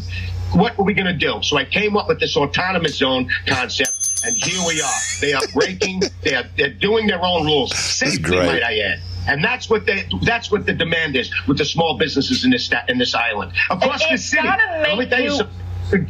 The governor should be petrified, okay? Because everybody in the city is now catching on. Okay, it's not about that we don't believe in the virus. It's about being fair. Yeah, and it's humorous, of course, but God bless him, man. And yes, this is what you have to do. It's insane what's happening. And there's no recommendation from the World Health Organization. There's no science on it. You've willy-nilly split Staten Island in two. It has the appearance of being political. It's scummy, and it should stop. And I say that as a former New Yorker. And Judge Janine had her own recommendation. Bomb them, and bomb them again. Yeah, okay. I'm going to show my support by donating to No Agenda. Imagine all the people who could do that. Oh, yeah, that'd be fab. Yeah, on No Agenda in the morning. And we do have a few people to thank for show 1305, starting with Sir Herb Lamb, Earl of Georgia and Sugar Hill. Yo. $160.16. It says Merry Christmas. He's been listening to the show for 8 years. Wow. Merry Christmas to you, sir. I got a spit take out of him, apparently. Oh. You can read about it does in the note. Well, you can't leave me hanging like that. What was the spit take? Okay, well, it's when I said, sit on my lap, little boy. Okay, I see why you which wanted was to let not it go. done with a gay affectation. I will say it was done with that. No, it was kind of a very manly, dirty old man affectation. Yeah, very manly, very different, very different. Lauren Matthew in Pembroke, Massachusetts, $143. Also, we got a birthday for Lauren. I think she is a newbie and doesn't realize that these notes aren't read. Oh, but she does measure her husband's turning 43 on December 20th. Okay. He's very hard to shop for. So she thinks the $143 donation on his behalf, if she can keep it a secret, would be an intangible gift. Oh. And he needs a de-douching, well, so we can do got that. You've been de-douched. Intangible gift. You got a good wife there, Peter. Yeah. Michelle Small, 123.58. Sir Slam Bob, rolling night of the Guadalupe River Trail in San Jose, California. And there is a Guadalupe River Trail. No, we don't pronounce the E. Guadalupe. In San Jose, it's pronounced Guadalupe. Yeah, but that's because you're loopy in California. In Texas, it's Guadalupe. Well, we're not in. He's in San Jose. Oh, then it's Guadalupe. Thank you for this moment. Thank you for this moment. I'm sorry. Anyway, thank you for your courage. It could be Guadalupe, too. I don't know. I don't live in San Jose. Aaron, I know most of the California pronunciations, but I could be wrong about this. Aaron Farrell so they're starting to change the pronunciations. Well, of course. Everything has to change. It's the new normal. A lot of R's being drilled. And it's San Jose. Aaron Farrell in Wadsworth, Illinois, $111.11. Gavin Haberfield in Mitcham, Victoria, Australia, $100. Jared Smith, $100. And he's got a happy birthday for his beautiful wife, Shelley. She's a new listener after 8 years of me hitting her in the mouth. Wow. That took a long time. Yeah, too long. The COVID helped a lot. COVID helped the show. Larry Bleidner, parts unknown. He loves the facts as told by Adam. Baron Mark Tanner in Whittier, California, 8118. Now he sent. Hold on. He must have sent a note. First of all, yes, we do have to. Anyway, we have to mention Mark's bad news here. Bad news from Mark. Do you have Mark's the note? wife died. Yeah. I don't have it in front of me. I just remember it. Mark's wife died, unfortunately. Beverly. Out of the blue. Yeah. And so he's going to have to hold, because now it's an issue with everything. Well, of course. And so we will not be hearing from him for a while, although I'm sure he'll still be listening to the show. So best wishes to let me Baron. give him and the whole family some karma. You've got karma. And apparently, this is horrible. On the last show, we made a mistake. We said a producer had written in, his mom had written in that he had died, but it was the other way around. Maybe we just not do death notices on the show. We try not to, but they come in and we kind of have to some obligation to the community. Apologies. Mara Engelsman in Heerenveen. Heerenveen. Corona gekkie. 6660. Amanda West in Minneapolis, Minnesota. 5555. And you got the birthday list. Yep.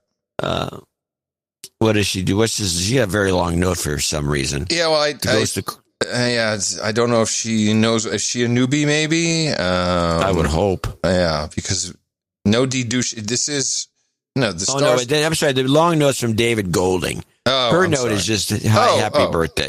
Yes, for Adam on the birthday list for Adam 22nd. West. I got you. Yeah. Okay. David Golding in Elgin, UK, 5550 has got a very long note. Well, he says, I don't know what. The stars must be aligning as today marks my first anniversary as a no agenda donor. Well, if it's so he's donated before. That's really good, and we appreciate it. And we have your birthday wish on the list. It's on the list. It's on the list. Dean Roker in East Grinstead, UK. UK. Double nickels on the dime. Sir Matthew Dropco in Delaware, Ohio. 5510. He's the one had the gallbladder robot surgery. Yes. He says the surgery karma works, and so do the robots. So, I guess he's wandering around now. Good. Nicholas Brownstead in Chicago, 5510. Barry Boniface in Newport News, Virginia, 5433. Another birthday. A lot of birthdays today. Jason Babcock in Henderson, Nevada, 5150. Robert O'Donnell in South Abington Township, Pennsylvania. Another birthday. Jason Babcock is a late tribute to Eddie and his 50th birthday, which is the 17th. Not on the list. Yeah, it is. No, I'm talking about. I went back to. I went back to Babcock. I know, but Babcock's not highlighted on my list here. Okay, keep going. I'll check. Yeah. Robert O'Donnell's on the list in South Abington Township. He's 5150. Chris Kimmich in Sachi, Texas, 5033. This is a Texas town. Sachi. Okay, that's what it is. Probably. Sachet, Texas, Chassé. Thomas Tollett in Shawnee, Oklahoma. Sach. It's not going to be anything that you think it is, I'm sure. Sach, probably. Yeah. Or Sachi. The following people are $50 donors, name and location. It's kind of a short list of second list here. Shawnee, Oklahoma, Thomas Tollett. Adrian Mueller in Atascadero. Sir Dick Bangs of D.C. in Washington. Now, this is an upgrade for him. He said he tallied up his previous donation. He's now at Viscount level. He'll be Viscount Dirty Dick Bangs. Big sales karma for my year-end, please, if you're willing to make an exception. Thanks for everything, fellas. The world is losing its mind around me with mass hysteria. I'm able to keep the bangsai, which is plural for bangs, the bangsai bubble safe, sane, and reasonable. Might seem like you guys are just doing your job and what you like to do, but honestly, your value is unquantifiable as I am able to better raise my 3 boys thanks to you. Well, thank you, sir. Karma coming up in a moment. Good for us. Yeah, good for us. Yay us. Yay us. Yay us. Cameron Hurd needs a de-douching. He's in $50 territory. You've been de-douched. And he wants to say that Jason KM6 blank is a douchebag. Yeah, okay. 73s. 73s. Yeah, nice. Ian Wilson. That's not a very ham spirit.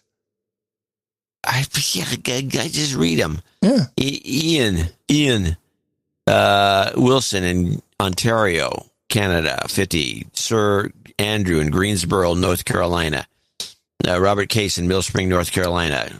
Baronet Amen Fist Bump in Montgomery, Texas. Janice Oliver in Edmonds, Washington. And Sir Jerry Wingenroth in Saugus, California, leads to Daniel Galloway in Marietta, Georgia. That's our group of producers for show 1305. And Ian Wilson asked for this credit to be given to his brother Charles Wilson and give him a dedouche. You've been dedouched. We've both been listening since Adam's first JRE appearance. You guys have done wonders for our amygdala maintenance. I couldn't let Charles roll into 2021 as a douchebag. Well, that's the kind of brother everybody needs. And thank you to all of these producers who put the show together, from the T part, the treasure part, but time and talent is also appreciated. And for all of you came in under $50, plenty of you on the subscriptions. These are very important if you have time to sign up for a weekly or a monthly or a show donation. These do provide a base when things get slow, and it's really appreciated. And obviously everything else is under 50, not mentioned for reasons of anonymity in addition to that. And please remember us for the next show. It'll be up on Thursday. For support, go to Dvorak.org/NA. And the karma they all need. You've got karma. It's a birthday on No Agenda. Well, if you thought Thursday's list was long, today's is great. Jason Babcock turned 50 on the 17th. John Pacifici celebrates, as does Sir Hoopenstalker, who says happy birthday to Sir Daniel, who turned 39 yesterday. Barry Boniface, 54 today. Sir Rodahead says happy birthday to his smoking hot girlfriend, Erica. She turns 45 today. Lauren Matthew, happy birthday to her husband, Peter. 43 years for him. David Goldberg turns 39 tomorrow. Jared Smith says happy birthday to his beautiful wife, Shelley Winky, Shelley. Celebrating tomorrow. Inge de Jong, happy birthday to her boyfriend, Peter. Sir Pete, 53 years old tomorrow. Anthony Anselmo, celebrating tomorrow, as is Robert O'Donnell. Gummy Nerds will become 33 million years old on December 22nd. Amanda West says happy birthday to Adam. He celebrates on the 22nd as well, as does Sir Christopher. Andrew says happy birthday to J. Rue's Mama Chai, 30 on Christmas Eve. And Sir Chris, finally, happy birthday to his soulmate, Dame Kristen, who also will be 29 on Christmas Eve, December 24th. Happy birthday from everybody here at the best podcast in the universe. Whew, what a list. Title changes, turn and face the slave. That's changes. Don't want to be a douchebag. Got a couple title changes. We just heard Sir Dick Bangs of D.C. He is a baron, but now today becomes Viscount Dirty Dick Bangs of D.C., and we thank him for his additional support to the best podcast in the universe. And Andy Cracciolo, Knight of the Cracks, becomes Baron Crack, and why wouldn't you want to be that? And thank you again for supporting the No Agenda Show in the amount of an additional $1,000. It is highly appreciated. It keeps the time, the talent, and the treasure in nice balance. And we do have 3 nights to handle today, so I did bring... Hey, here you go. Okay, got it. Up on the podium, please, Kevin Sawa, Michael Conti, and Keith Sarloos. All of you today joined that illustrious club of the No Agenda Knights and Dames of the Round Table.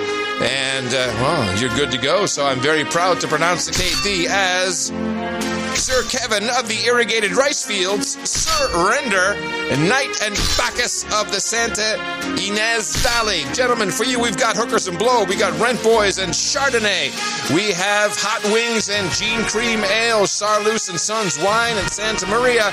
We also have some extra mead along with your ginger ale and gerbils, vodka, vanilla, geishas, and sake, and, well, breast milk and pablum. But yes, we do have the extra mead for the mutton and mead at the table as requested. And if you, gentlemen, could head over to noagendanation.com/rings at your leisure, We will make sure that you get your night ring, your sealing wax, and your official certificate of authenticity out to you as soon as possible. And thank you for supporting the best podcast in the universe. Let's see, where are we here? No agenda protests. That's right, ladies and gentlemen. Top-notch production here on the on the show. With the lockdowns, we have modified No Agenda meetups to No Agenda protests because those are legal. Those are exceptions. You can reach the website, which is a calendar-based deal, at noagendameetups.com, or if you prefer, noagendaprotests.com, and hang out with some of your fellow producers of the show. On Christmas Eve, the Xmas Tangerine Chugging Protest Lietuva. This is in Lithuania. If you happen to be an expat stuck in Lithuania and do not want to spend your Christmas Eve alone, I propose a protest together with the rest of the No Agenda Global Slave community by eating tangerines and shaltina together. Whatever that is, it doesn't sound good. David is organizing that, and it might be fun. Didn't we look that up last time? It was head cheese or something, wasn't it? Well, you said it was head cheese. Well, it looks like head. It's aspic. Ugh. Okay. Well, you don't like aspic? I don't even know I don't like the sound of the name. I don't even know what it is. I don't want to aspic anywhere near me. Okay. Then after Christmas, on the 27th, that's a Sunday, show day, the very fine people meet up in Charlottesville, Virginia, 3 o'clock at the Trump Winery. It's outdoor with heaters and wine, but you must RSVP. And Mike is organizing that. Then rounding out the year, December 30th, there will be a Jitsi Virtual. The 31st, New Year's Eve, Small Amygdala Bash, 719 Colorado. And then we're well into January, and oh my goodness, it's going to be a full-on 2021. Here's an example of some fine folks who put together a meetup in Quebec City. This is the report from their meetup. In the morning, John and Adam, this is Pablo here, and we're gathered together for our Quebec City Carol and Troll meeting, and we've had an increase of 50% in attendance, so we're very happy. I'll pass the mic.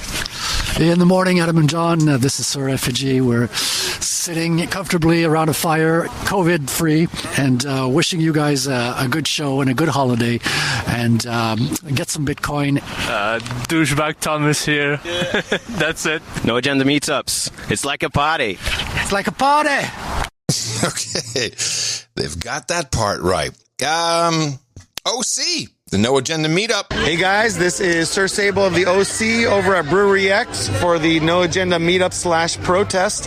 And we got a few people here. Hello, it's Matt from Orange County, and I'm glad I joined the protest. Hi, it's Rebecca from LA. Good to be here. Hi, everybody. This is Leo Bravo from the No Agenda Meetup. I'm glad everybody made it today. Hey, guys. This is Slick Rick having a good time here at Brewery X. Hey, John, can you stop clicking your pen, please? This is Yaron Line in the morning. Hey, top of the morning, boots on the neck, whatever that is. This is Sable's Squire douchebag, Dave. He hit me in the mouth a couple years ago, and now I'm here with him at the douchebag, the meeting. And that's our report. We'll see you. All right. Very good. I'm noticing there's a lot of similar characters at these meetups. Have you noticed that? Now that you mention it, yes. I think it's very. I'm going to start codifying this. Document. Goofballs would be, I think, one of the. You got some goofballs. There's always a totally goofball. A lot of goofballs. There's always a woman who will talk about being a human resource carrier or vessel. Yeah, that's one. That's another type. There's the homeschoolers. Yeah. I love the homeschoolers. And a lot of amygdala talk. It's basics. It's back to basics. It's pure no agenda principles. And we're very proud of it. And we want to see as much of that as possible because it seems to bring a lot of benefit. If you've been locked down, if you've been deprived, and who hasn't in the past year, this is a great way to go hang out with some people. You don't have to worry. You can let your filters down. It's going to be fine. It's a beautiful thing. It's a No Agenda meetup. Go to noagendameetups.com. If you need to turn that into a protest, just go to noagendaprotest.com. And if you can't find a protest near you, well, just start one. noagendameetups.com. Sometimes you want to go hang out with all the nights and days. Where you won't be triggered or held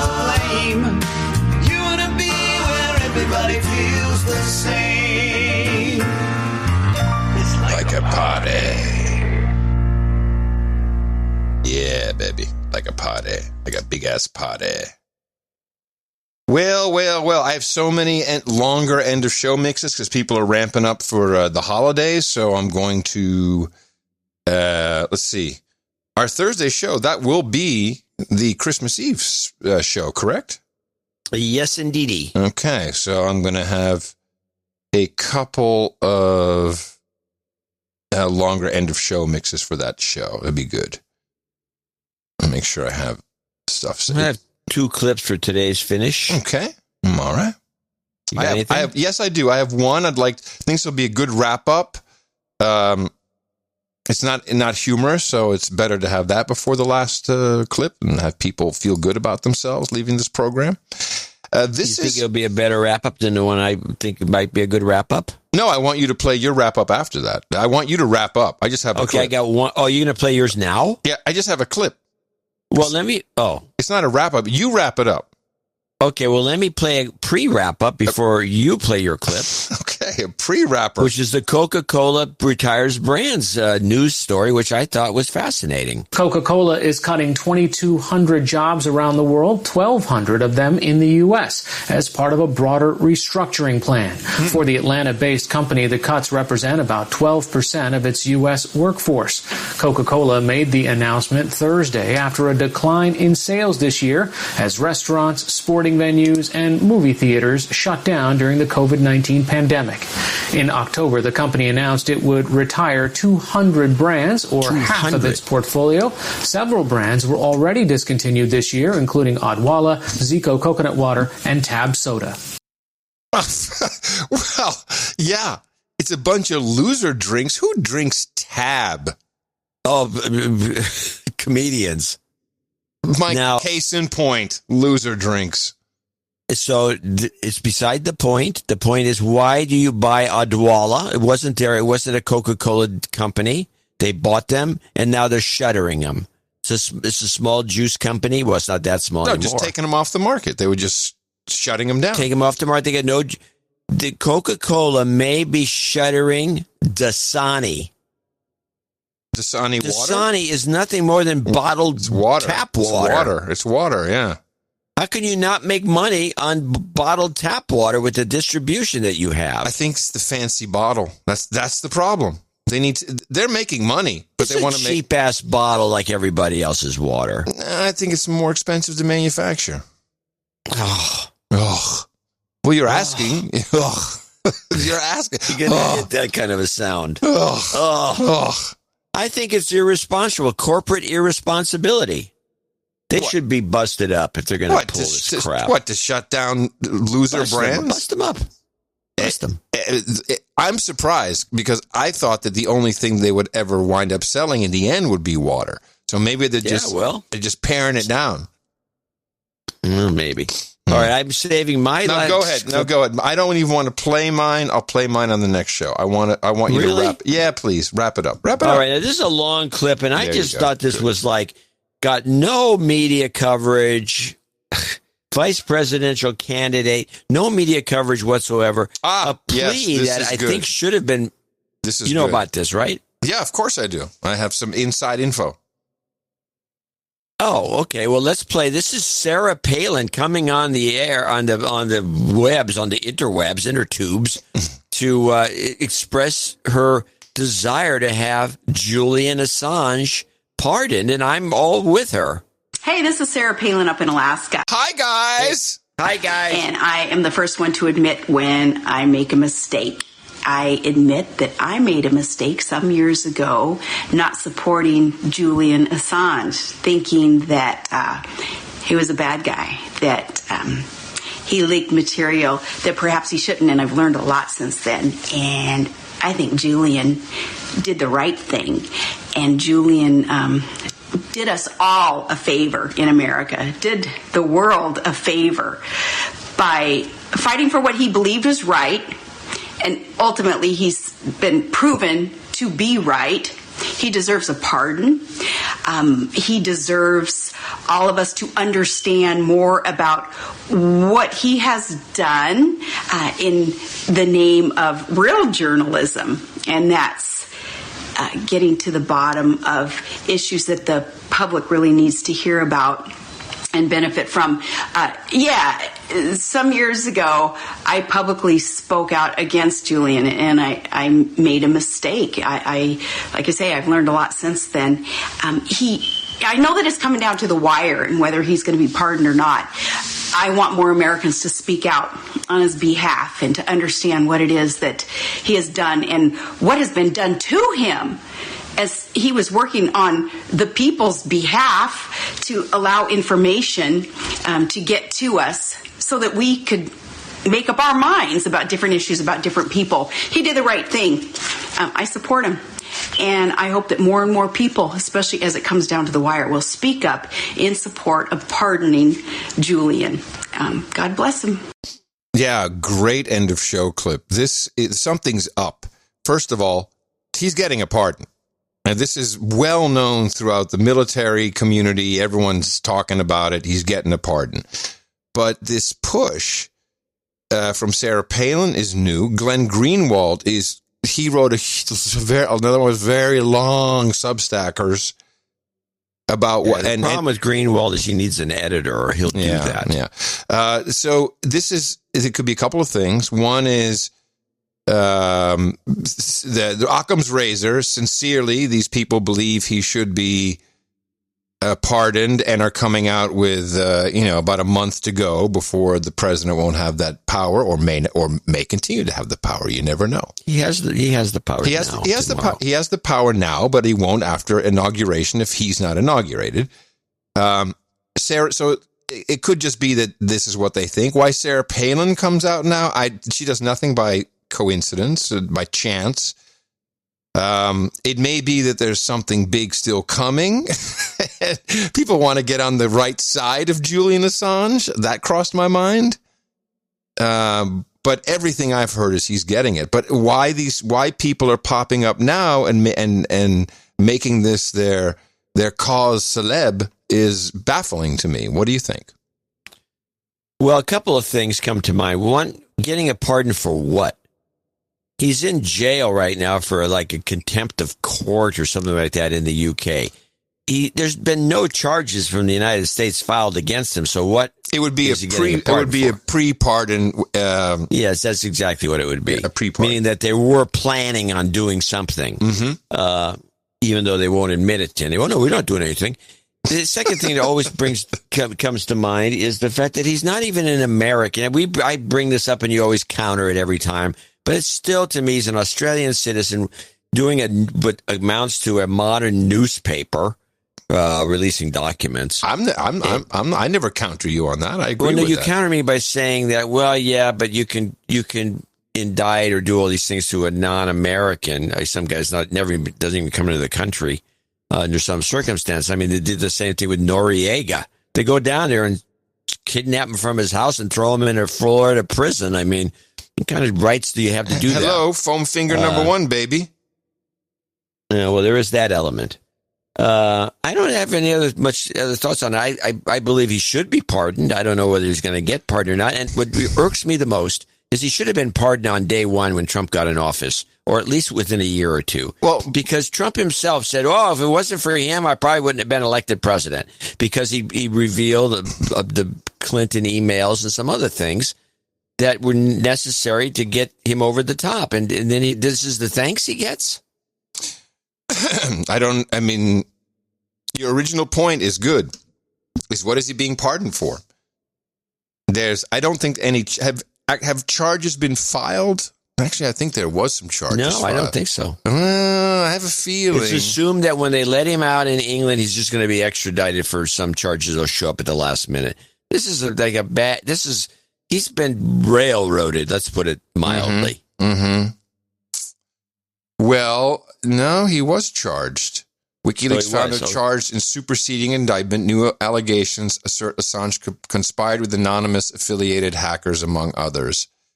So that's the Justice Department. How about this? Assange has something. And people want to get him here and get it out or something. Why else? The thing is, if he's nothing, he can't have anything new, I don't think. He might have a secret Bitcoin. I don't know. He's got a Bitcoin. He's got a Bitcoin. All right. We will dive into it. Yeah, we don't know, but one of our producers might. You never know. These things can be real crazy. Mr. Miyagi's Wild Ride coming up with a beautiful end of show clip along with Jesse Coy Nelson and Tom Starkweather. Professor JJ, we're moving you to Thursday. It'll work for Christmas. We really appreciate what everyone is doing. Grumpy Old Ben's coming up next on NoAgendaStream.com. You can check them out. I think they're live today. I'm not sure. Could be pre-recorded. And I am coming to you from Opportunity Zone 33 here in the frontier of Texas. That's Austin, Texas, capital of the Drone Star State. FEMA region number 6 on the governmental maps if you're looking for it. In the morning, everybody, I'm Adam Curry. And from northern Silicon Valley, which remains the pothole capital of the United States, I'm John C. Dvorak. We return on Thursday, Christmas Eve, the night before Christmas, and all through the house. Not a freaky. And we're working. We are working. Please remember us at Dvorak.org/NA for your treasure. Your time and talents are welcomed as well. Until Thursday, adios, mofos! And such.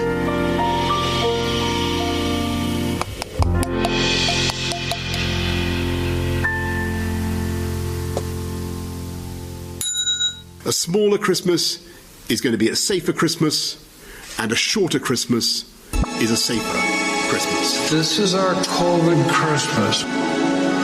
In Paris, Christmas lights and a nightly curfew. It's a horrible thing to think that we would be here as the World Health Organization saying to people, don't hug each other. It's terrible. But this year, if you love your family, if you really care about your family, we won't have these get-togethers. What we're going to do is, I will guarantee you that Grandpa or Grandma won't be here for Christmas. This is our COVID Christmas. It's beginning to look like COVID Christmas. Everywhere you go, take a look at the big box store. It's opening once more, while restaurants and bars are told no. It's beginning to look like COVID Christmas. Ploys to stay indoors, but the giddiest sight to see is the media will be broadcasting fear porn. Slaves that are mutinous, servants that shoot are the wishes of Tony and Bill. They will use science to ensure compliance till all of our veins have been filled. And they'll take it live on TV just to prove that it won't kill. It's beginning to look like COVID Christmas.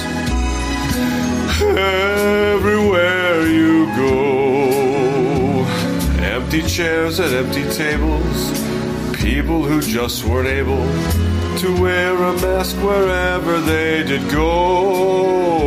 It's beginning to look like COVID Christmas. Soon Freedom Pass will start, but the thing that'll make you free is the mRNA vaccine plunged into your arm. Well, none of the vaccines at this point appear like they'll work with a single dose. You know, the side effects were not super severe. That is, it didn't cause permanent health problems. Are these vaccines safe? Yeah, but some of that is not dramatic, where, you know, it's just, you know, super painful. But it's beginning to look like COVID Christmas. Soon Freedom Pass will start, but the thing that'll make you free is that mRNA vaccine plunged into your arm. It's COVID Christmas for sure.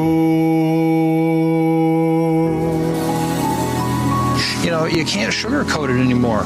It's all about human life. Yeah. Yeah. Don't trust China. China is asshole. Don't trust China. China is asshole. China what? For Christmas. The United States. The United States. China is asshole. China what? For Christmas. The United States. The United States. The United States. The United States. The United States.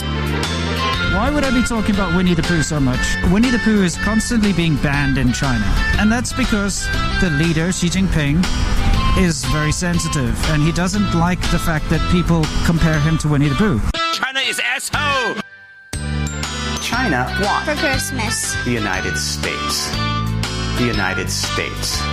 China is asshole. China what? For Christmas. The United States. The United States. The United States. The United States. The United States. Don't trust China. China is asshole. Don't trust China. China is asshole.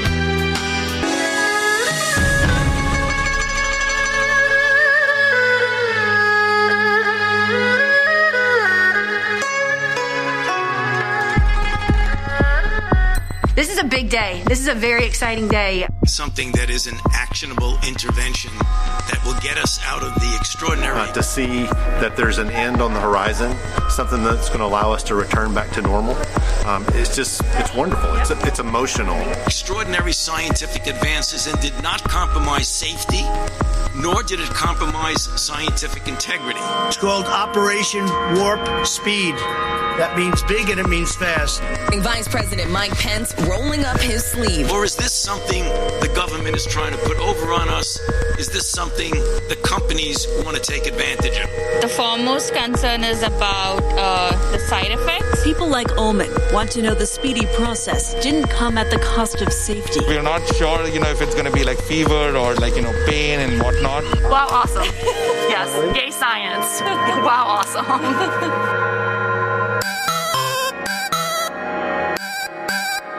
Best podcast in the universe.